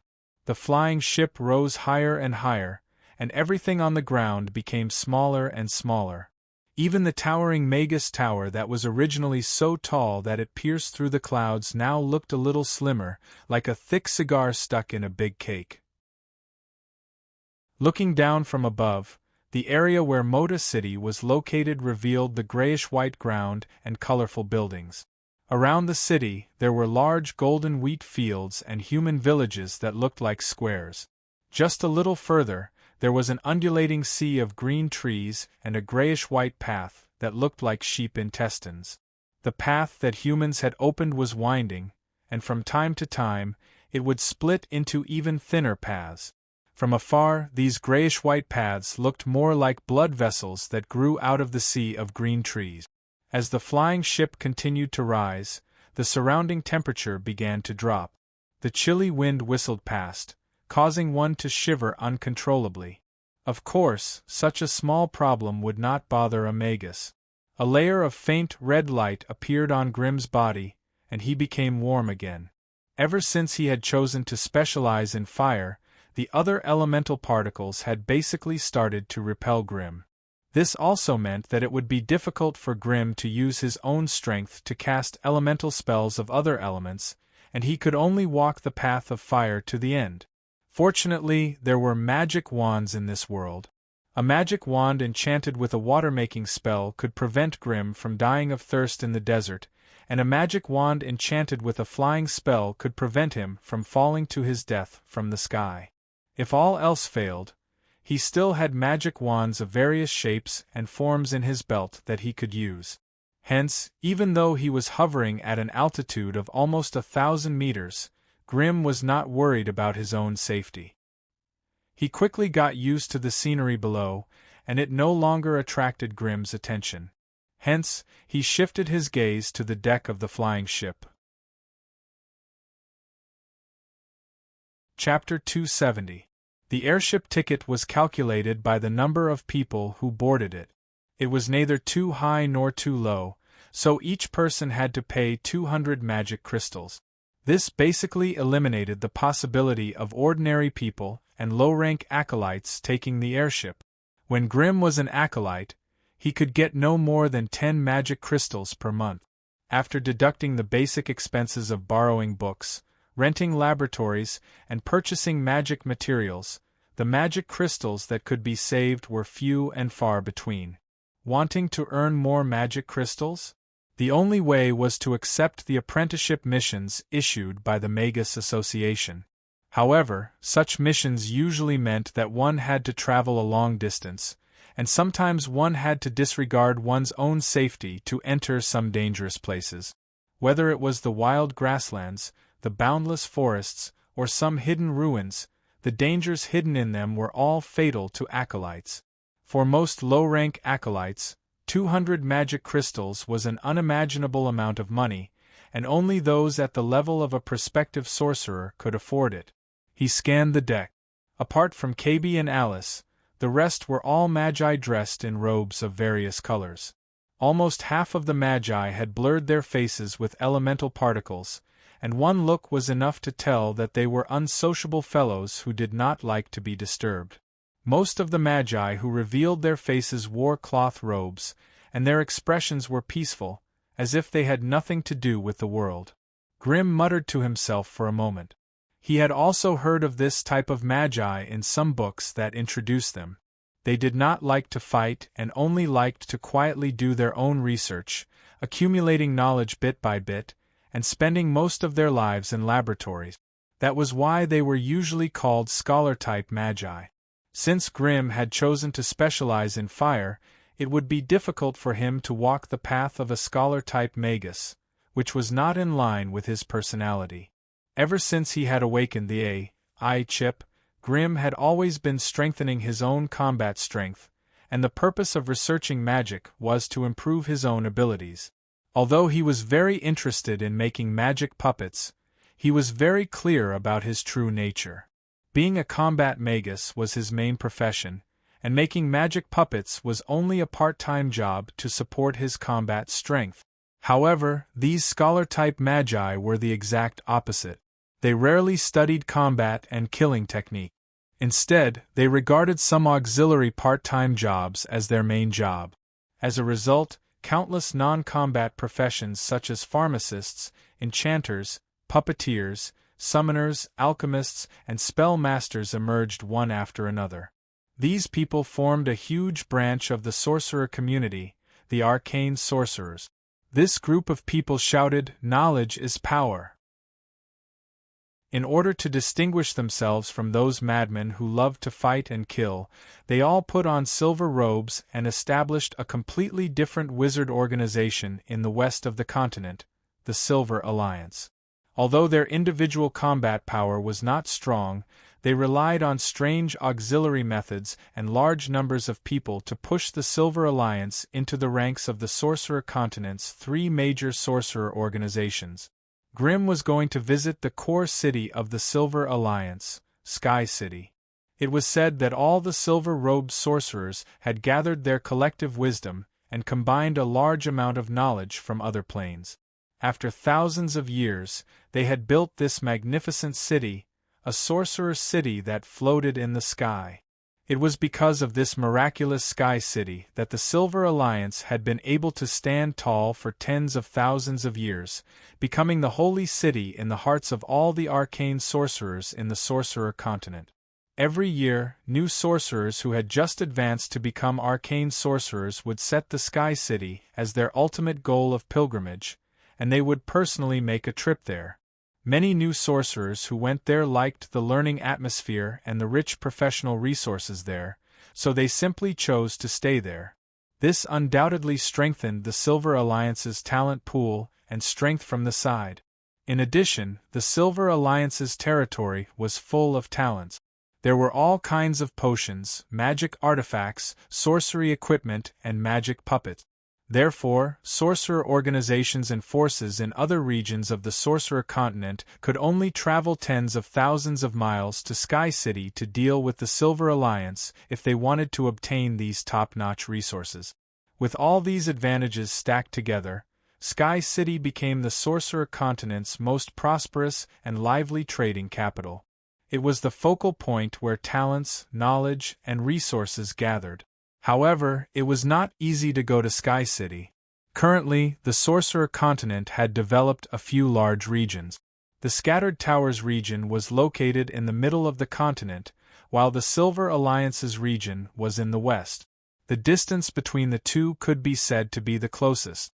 However, it was a pity that the two great forces did not realize a true connection. The Wendu region in the westernmost part of the Scattered Towers region was a vast 370,000 kilometers away from the region ruled by the Silver Alliance. Most of the primeval forests that separated the two regions belonged to the unexplored Rank 3 region, so it was impossible to pass through. The so-called Rank 3 region referred to those terrifying regions that even Rank 3 sorcerers would be in danger if they entered. In order to preserve the Sorcerer Continent's original ecology, as well as to maintain the sorcerer's spirit of forging ahead, the great sorcerers who chose to leave had once joined forces to clean up all the creatures that were rank 5 and above. This allowed the sorcerers and the ferocious magical beasts to maintain a delicate ecological balance. However, looking at the entire Sorcerer Continent, the inhabited areas that humans had developed only occupied 12% of the total area of the continent. Hence, compared to humans, the living space of the magical beasts was much larger, and their numbers and species were also much greater. The primeval regions near the human-inhabited areas had been trampled by the sorcerers countless times, so they were basically safe. However, as long as one ventured more than 10,000 kilometers into the primeval regions, even a rank 1 sorcerer might not be able to survive. If one ventured more than 100,000 kilometers, any sorcerer below rank 2 would die. Hence, in order to connect the existing human-inhabited areas, since ancient times, countless sorcerers had died wave after wave in the depths of the primeval forests that no one knew about. It was by relying on their continuous efforts and slow exploration that they found a passageway in the dense forest that they could barely pass through. The Silver Alliance had built a large number of airships that traversed this passageway, which was sometimes safe and sometimes dangerous. They continuously transported resources and supplies from various regions to Sky City, then sold the top-grade resources produced by Sky City to every corner of the continent. The airship that Grimm was currently on was located in the airspace of the Scattered Towers region, so it was relatively safe. However, once he reached the Wendu region, he would have to take a risk if he wanted to cross the 370,000 kilometers of primeval forests. After looking at the strange scenery below the airship for a while, Grimm finally felt a little tired and turned around to enter the narrow cabin. Just like any other cabin, after descending 10 steps, a narrow and dim corridor appeared in front of him. There were 5 doors on each side of the corridor, and on each door hung a bronze plate with a basic rune engraved on it. There were runes representing plants, sun, and knowledge. The runes on the bronze plates were not repeated, so it was obvious that they were used to differentiate the rooms of the sorcerers. Some of the runes on the bronze plates had already lit up, so it seemed that there were sorcerers living in the rooms. Only sorcerers were allowed to stay on the first and second floors. Even with Alice's status as a quasi-sorcerer, she could barely get a cabin on the third floor, which was the same floor as the nobles. Intelligent slaves of other races like Cabby could only hide in the darkest and most humid fourth floor. During the flight, the servants at the lowest floor were not allowed to enter the upper floors to avoid disturbing the mood of the sorcerers and nobles. They could only eat, drink, and defecate there. Even if they were bullied, they could only endure it silently.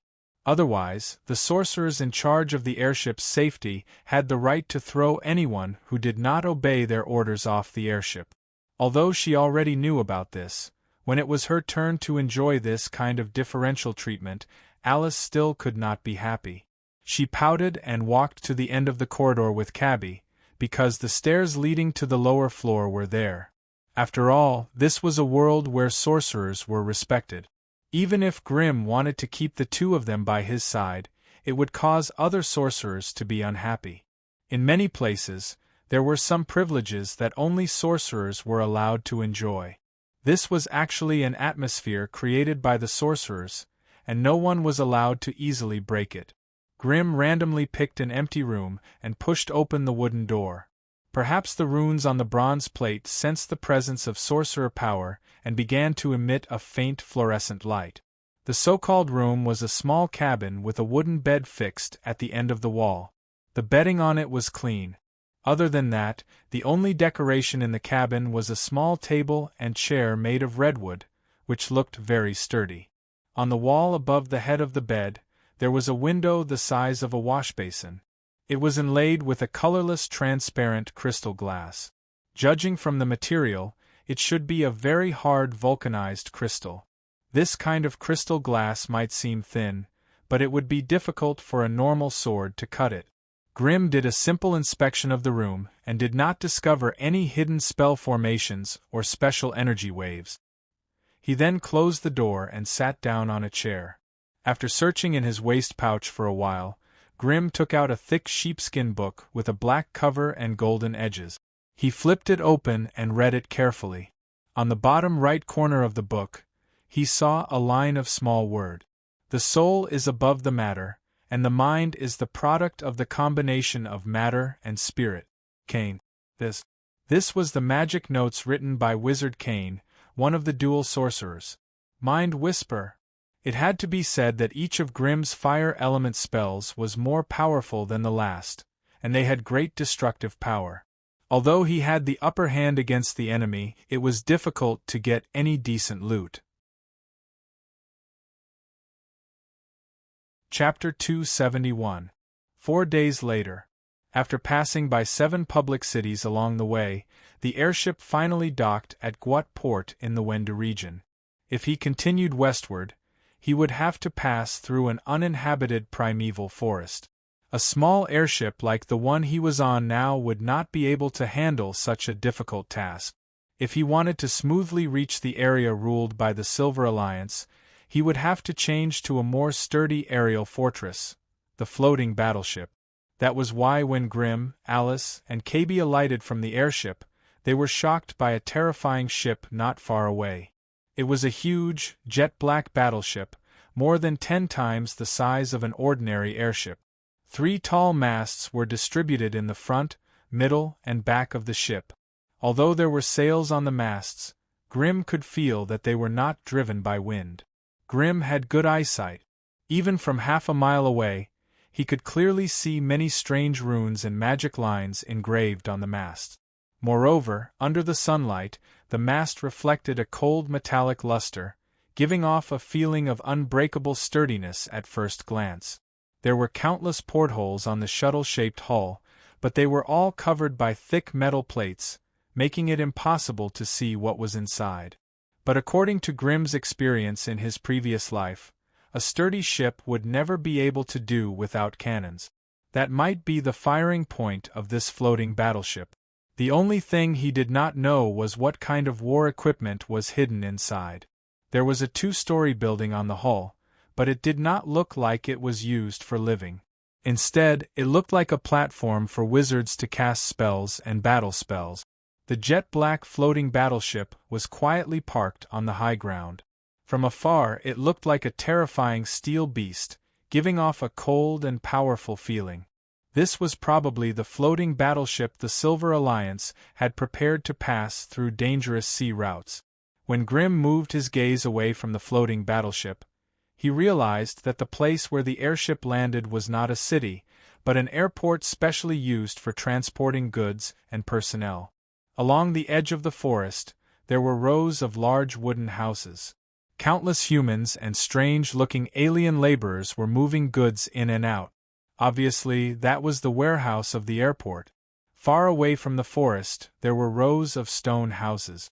In the open space in front of the stone houses, there were many people who looked like magi looking at them and pointing at them. They seemed to be discussing something. In the center of the airport, there was a tall, pointed stone tower, shining with mysterious spell symbols. Hidden detection waves were slowly sweeping across the air, and the furthest point of these waves was the forest tens of miles away. Watchtower. The space inside the tower was too small, and it was impossible to accommodate too many magi. It was also impossible to store large-scale war magi weapons, so it was mainly used for surveillance. 5 miles behind him, he could see the undulating black sea of trees. This was already the edge of the human settlements in the central part of the continent, and there were no signs of human settlement activity in the surrounding forest, so it was even more impossible for there to be any large-scale settlements. However, there were still sporadic groups of hunters and adventurers operating around the edge of the forest. Occasionally, some wizards looking for materials would appear in this area. Just as Grimm was slowly browsing through the spaceport, a low and hoarse voice sounded beside him. "Welcome, Lord Grimm." Grimm turned around and immediately saw the wrinkled face of Magus Angus. "It's nice to see you again." Grimm smiled and nodded in greeting. "You've just arrived, sir. Please find a place to rest first. The tickets to Sky City have been arranged, and we can leave in 3 days." Compared to before, Magus Angus was much more polite. "Isn't there a floating battleship there? Why are we waiting for so long?" Grimm asked curiously. "The floating battleship is ready, but we don't have enough magi." Angus explained in a simple manner. "The sea route to Sky City has changed for thousands of years. Although we've basically figured out the distribution of magical creatures along the way, there are still dangers. To be on the safe side, the floating battleship will stop at this spaceport for a few days every time. We'll only leave when we have enough magi." Enough magi? This was the first time Grimm had heard of such a thing. Roughly how many? Under normal circumstances, 60 magi will be enough. If we meet some high-grade magi along the way, it won't be a problem no matter how small the number is.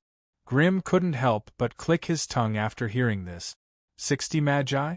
Even if all the magi in the Salubo family were added together, they wouldn't be able to reach this number.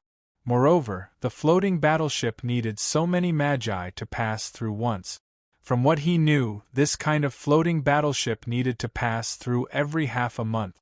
Based on this, the number of magi traveling between Sky City and Sky City every year was simply unimaginable. Seeing Grimm's surprised expression, Magus Angus smiled in understanding. "Don't be surprised. Wait until you reach Sky City. You'll be even more shocked. The number of magi there will be more than you can imagine. Come, I've already arranged a place for you to rest. Wait here patiently for 3 days. After 3 days, a new flying ship will arrive here. By then, we'll have gathered the 60 magi we need." So that's how it is. After understanding the whole story, Grimm was relieved. He brought Alice and KB to the row of stone houses under Magus Angus' guidance. The residences here were also very simple. Apart from a wooden bed, There was only a simple set of tables and chairs. There were no other decorations. Of course, if you didn't like this place, you only needed to walk 20 miles to the east. There was a small human city with all kinds of entertainment facilities. However, Grimm was not in the mood to have fun. Once he had settled down, he pulled Wizard Angus into a secret room and began to discuss. After all, he still didn't know the specifics of this trip to Sky City. He still had no idea what he should do or how he should do it.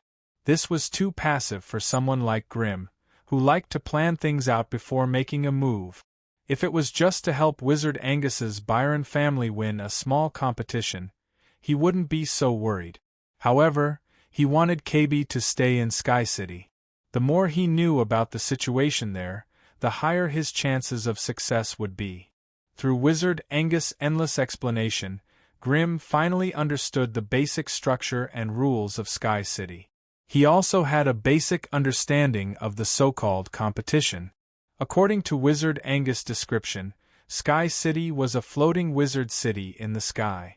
The whole city was distributed in a circular fashion. It could be roughly divided into the inner ring, the middle ring, and the outer ring. The inner ring was the area that only the elite members of the Silver Alliance were allowed to enter. The main control core of Sky City was located there.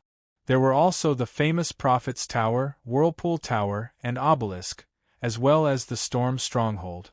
The only way to enter there was to join the Silver Alliance and become an honorable member of the Council. Otherwise, it would be impossible to even take a step inside.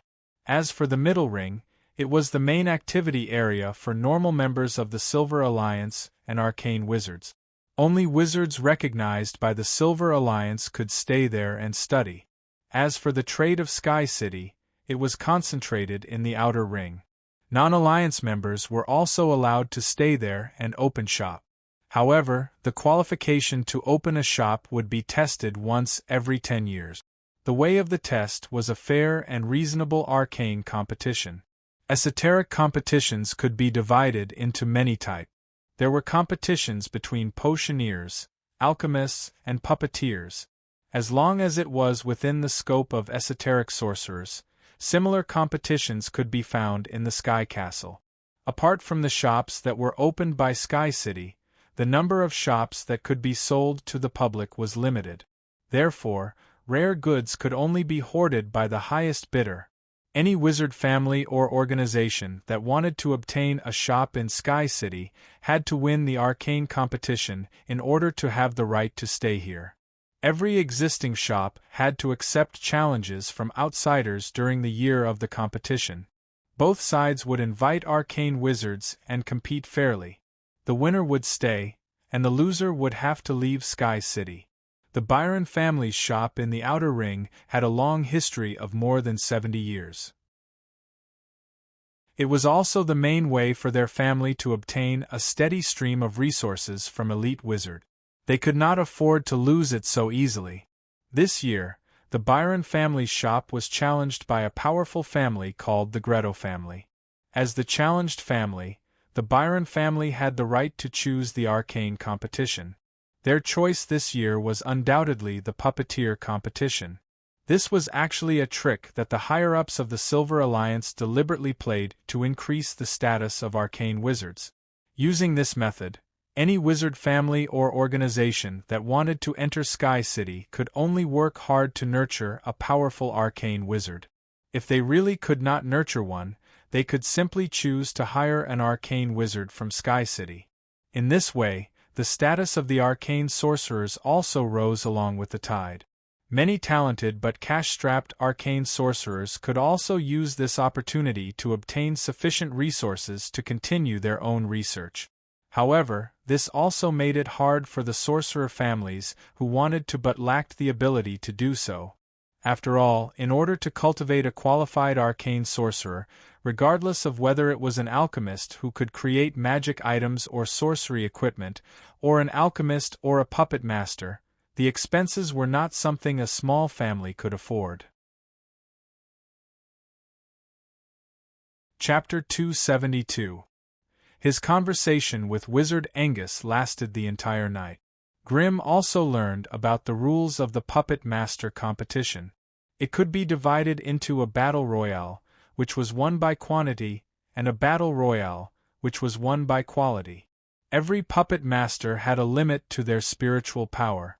The number of puppets they could control at a time was limited by their spiritual power, and it was impossible for them to grow infinitely. Therefore, the first battle royale was more of a test of the puppet master's spiritual power and control of the puppet. The second mode was the marionette battle mode, which was the favorite mode for most marionette. Two puppet masters would send out their carefully crafted puppets, and they would fight each other head-on, just like how humans would fight in a ring. The more intricately crafted puppet, the more powerful the puppet would win. Of course, this was a test of the puppet master's skill and experience. A powerful puppet master would always be able to give their puppets more combat power. On the other hand, it was also a test of the puppet master's financial strength. Even if the puppeteer who created it was a rookie, he could easily defeat a dozen masterpieces made from ordinary magic gold. According to Angus, the Greto family, which challenged his family this year, had been searching for all kinds of rare metal for puppets. It was said that in order to win this competition, they were secretly creating a special type of combat puppet, but it was hard to find any specific information. After sending Angus off, Grimm immediately locked himself in his stone room and began to study the special profession of puppet master. Of course, puppet master was just a general term. If it was further divided, it could be divided into more than a dozen different branches of puppet master. The things they created included golems, puppets, runes, mechanical beasts, alchemy lives, animated creations, elemental puppets, magic machines. The differences between them might be indistinguishable in the eyes of outsiders, but in the eyes of the puppet masters, they were all fundamentally different from each other. Take Grimm's puppet, for example. It was very different from ordinary puppets and golems. Under normal circumstances, when a puppet maker created a golem or a marionette, he or she would have to spend a lot of precious magical metals. They used magic-conducting metals to create the inner core of the marionette, then used magic-resistant metals to create an indestructible body for the marionette. Coupled with humanoid joints, an excellent transmission mechanism, a hidden energy transmission pipeline, and an intricate control circuit. With all these, a qualified magic puppet could be considered to have been created. The energy source that drove these marionettes to fight and move was the energy crystals embedded in their bodies, which were also known as magic crystals. Therefore, compared to magic puppets, these magic puppets generally had real bodies. Puppeteer's job was to design and modify the spell formation inside the marionette so that it could be more closely integrated with the marionette. That way, it would be easier for the marionette to move such a huge lump of iron. As for magic puppets, they were nothing more than elemental puppets. At the beginning of the summoning, they did not have a real body, only a summoning crystal core that was engraved with many spell formations. They relied on the free elemental energy naturally absorbed by the crystal core and extracted the corresponding elemental substances from the surrounding environment. Then, they used the spell formation to control the elemental substances to form their temporary bodies. In terms of combat power, magic puppets were definitely not as strong as golems or marionette. However, magic puppets had an advantage over their opponents, which was that they were easy to carry around. When not in use, magic puppets could dispel their temporary bodies and turn themselves back into a crystal the size of a pigeon egg, which could be carried around. Golems or marionettes were usually 4 to 5 meters tall and weighed more than 10 tons. They could not be folded or shrunk. No matter how powerful these marionettes were, they could not be carried around all over the world every day. Moreover, the number of magic crystals used to drive them was not a small number, not to mention the consumption during battles. Therefore, combat golems and marionettes were usually only equipped in fixed witchcraft facilities. Usually, They were used to patrol and prevent enemies from invading. Their work efficiency was much higher than that of wizards or wizard guards. When they were free, they could also rely on the energy pool in the witchcraft facilities to recharge. This way they could save a lot of magic crystals. However, Grimm had heard that some top-level marionettes could create a special spatial tool that could be used to store golems and marionette. They were called marionette amulet. However, the cost of creating these marionette amulets was not cheaper than creating top-level marionette. Therefore, it was difficult to promote them on a large scale. They could only be used to store those elite marionettes with exquisite bodies but powerful combat power. Considering all these factors, Grimm still felt that magic puppets were more suitable for him than marionette. However, now that he had to fight against a true marionette master, he could ignore the transportation and price factors. Instead, he had to consider their combat power. Both parties were Grade 1 wizards, and it was impossible for them to create a witchcraft that was higher than their own level. At this time, the weakness of magic puppets without a strong body would undoubtedly be exposed when they fought against the metal marionettes. Therefore, if he really wanted to fight with his opponent, avoiding a head-on confrontation was the only way to win. Although Grimm was extremely confident in his Inferno Tyrant, considering that things were unpredictable, he felt that it was better to prepare some strategies and tactics for the Inferno Tyrant in advance. Otherwise, if he really encountered a terrifying adamantine golem in the arena, and the Inferno Tyrant was faced with a metal lump that he could not chew or touch, there was a possibility that he would fail miserably. No matter how skilled he was still afraid of a kitchen knife. A magus time would always be very precious. 3 days might be a long time for ordinary people, but for a magus who was immersed in his own research, it was not even enough time to take a nap. 3 days later, a new flying ship arrived, bringing with it 15 magi. Therefore, the floating warship that had gathered the required number of magi set sail without hesitation. The space inside the floating warship was much larger than the previous flying ship, but most of the space was reserved for a huge amount of goods. The remaining space still needed to carry some essential war wizard tools, so the living space left for the magi was still very small. For the magi on the floating warship, they were the ship's passengers, and at the same time, they were also the ship's guardians. There were only 5 magi sent by the Silver Alliance on each floating warship, and most of them were only responsible for maintenance and management.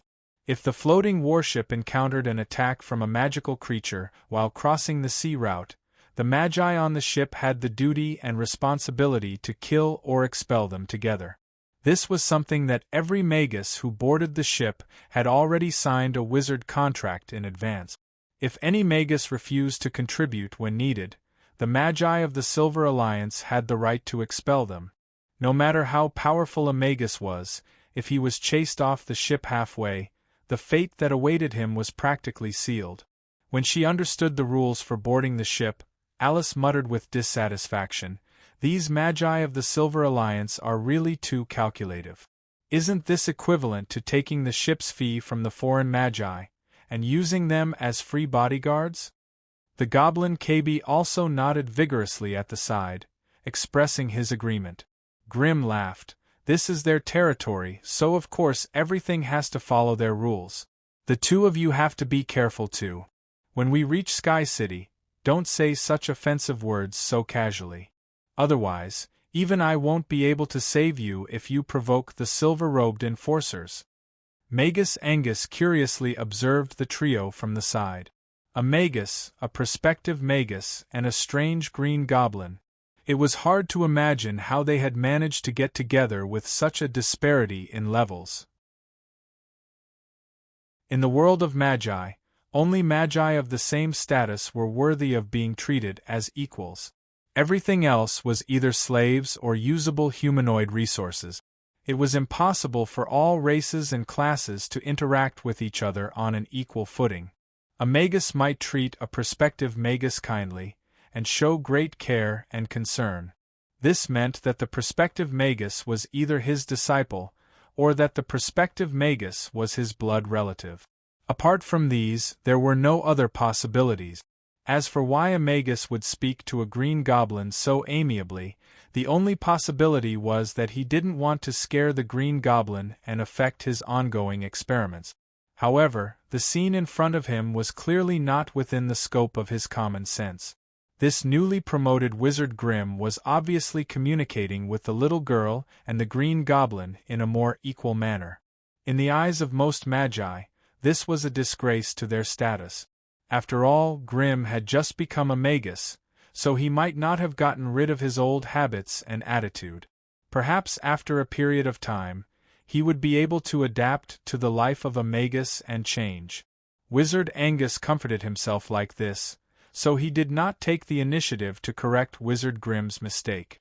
The cargo on the floating battleship had already been prepared.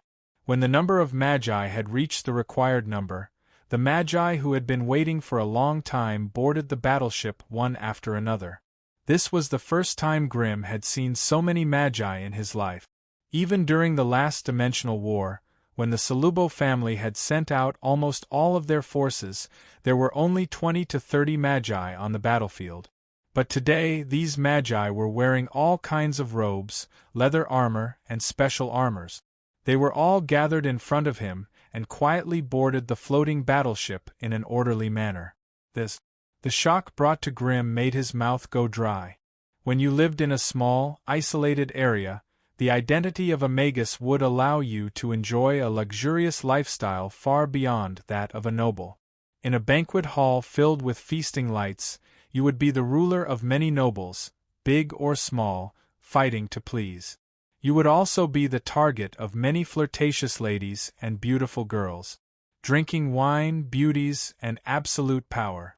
All of these would make you feel like you were the ruler of this world.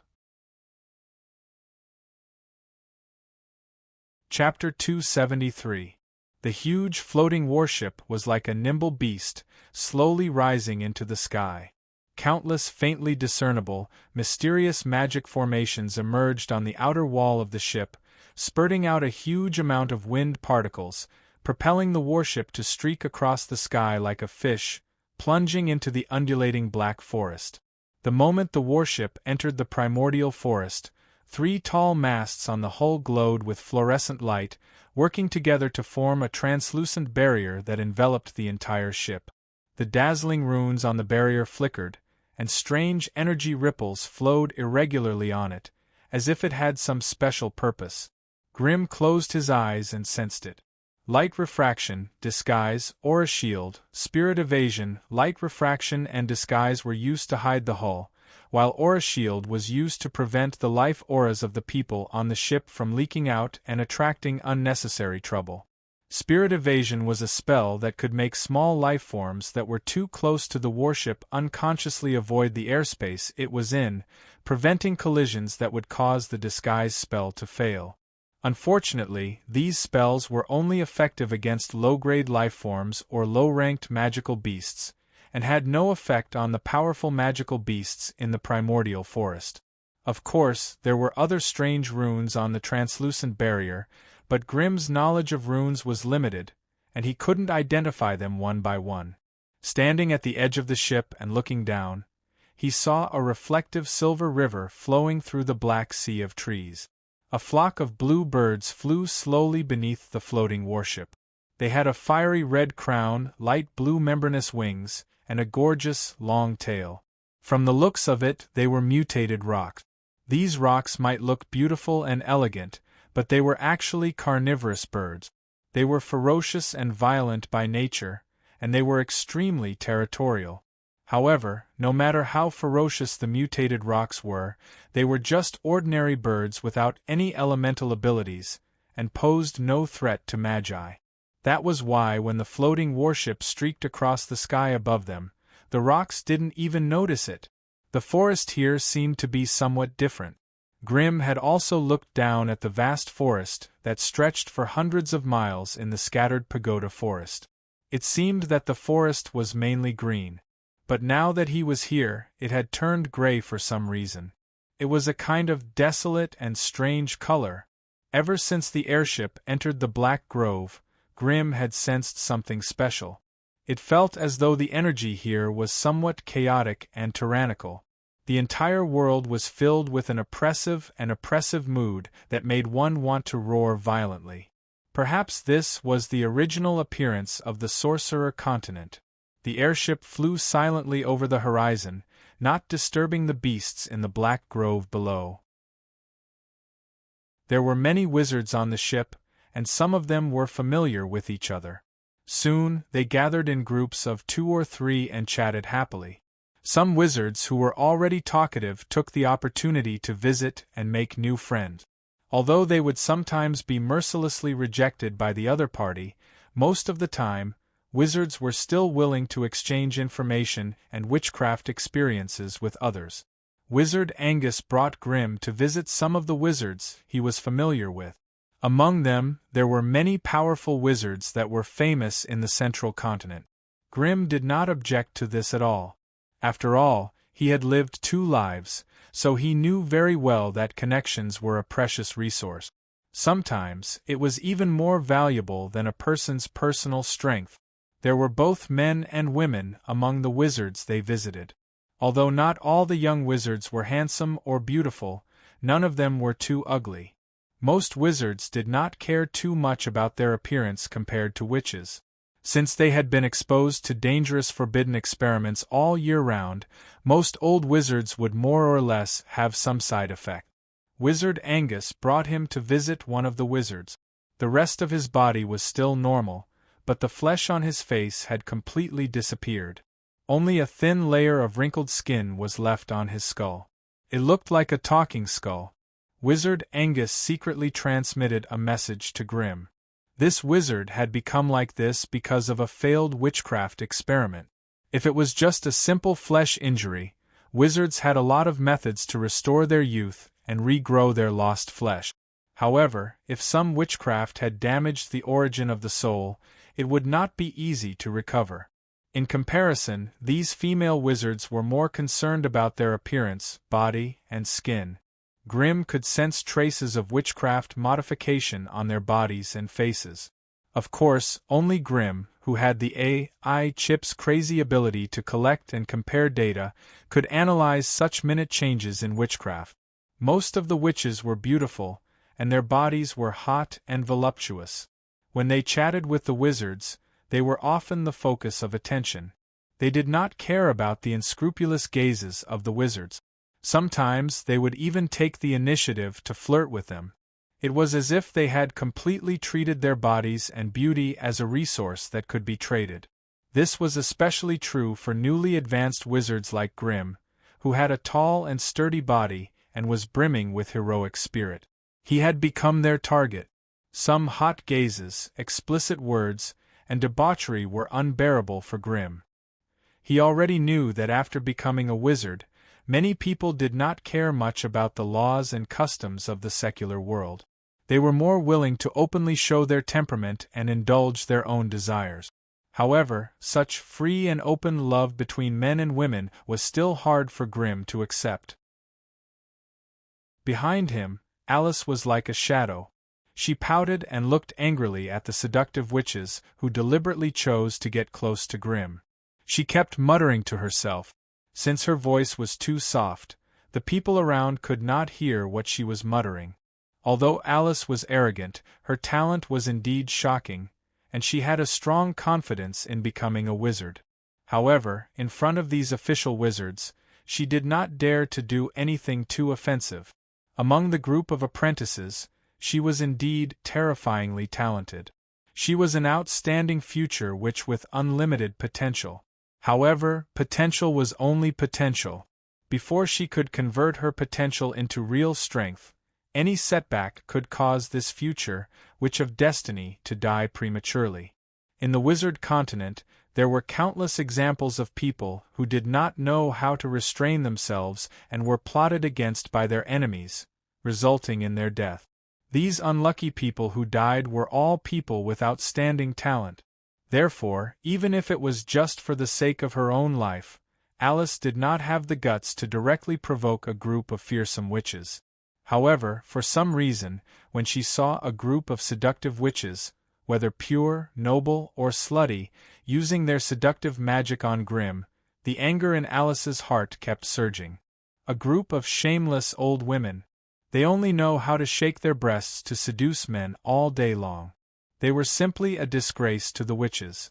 They deserved to be the vassals of the wizards. Sensing the undercurrent surging behind him, Grimm forced a smile and said goodbye to Wizard Angus. He then brought Alice, who could not stop muttering, back to the cabin. In the next few days, Grimm almost never stepped out of his room.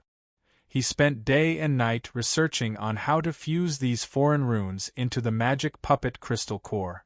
When he was tired from researching, he would meditate instead of sleep to quickly recover his spiritual force. In his body, the energy of the flame demon's heart that could explode twice a minute had gradually become acceptable. However, along with the flame energy, there was a faint, almost undetectable aura of the abyss. If Grimm did not have the AI chip that could monitor the cells in his body, he might not even be able to sense the existence of this aura of the abyss. Of course, he would not be able to sense that it was slowly but surely eroding and transforming his body. In just a dozen days, some of his organs had already shown signs of being demonized. This news was both good and bad for him. The good thing was that his body had become even stronger.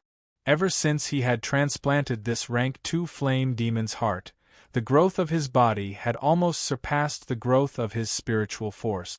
He even had the intention to change his profession to become a physique wizard. His strong body and illusory demonic aura gave Grimm a different kind of charm. However, the disadvantages were also obvious. Once his organs were demonized beyond his control, his origin faction would probably deviate from the path of a magus and would have to lean towards the demons in the lower realms. On one hand, he coveted the increase in strength brought by the aura of the abyss. On the other hand, he was afraid that he would degenerate into an abyssal creature, so he ordered the AI chip to closely monitor every change in his body. On the 5th day after boarding the ship, when one of his organs had been demonized past 11%, Grimm took out a potion from his storage belt and swallowed it without hesitation. The moment the purplish-black and sticky potion entered his esophagus, a pungent stench filled the room.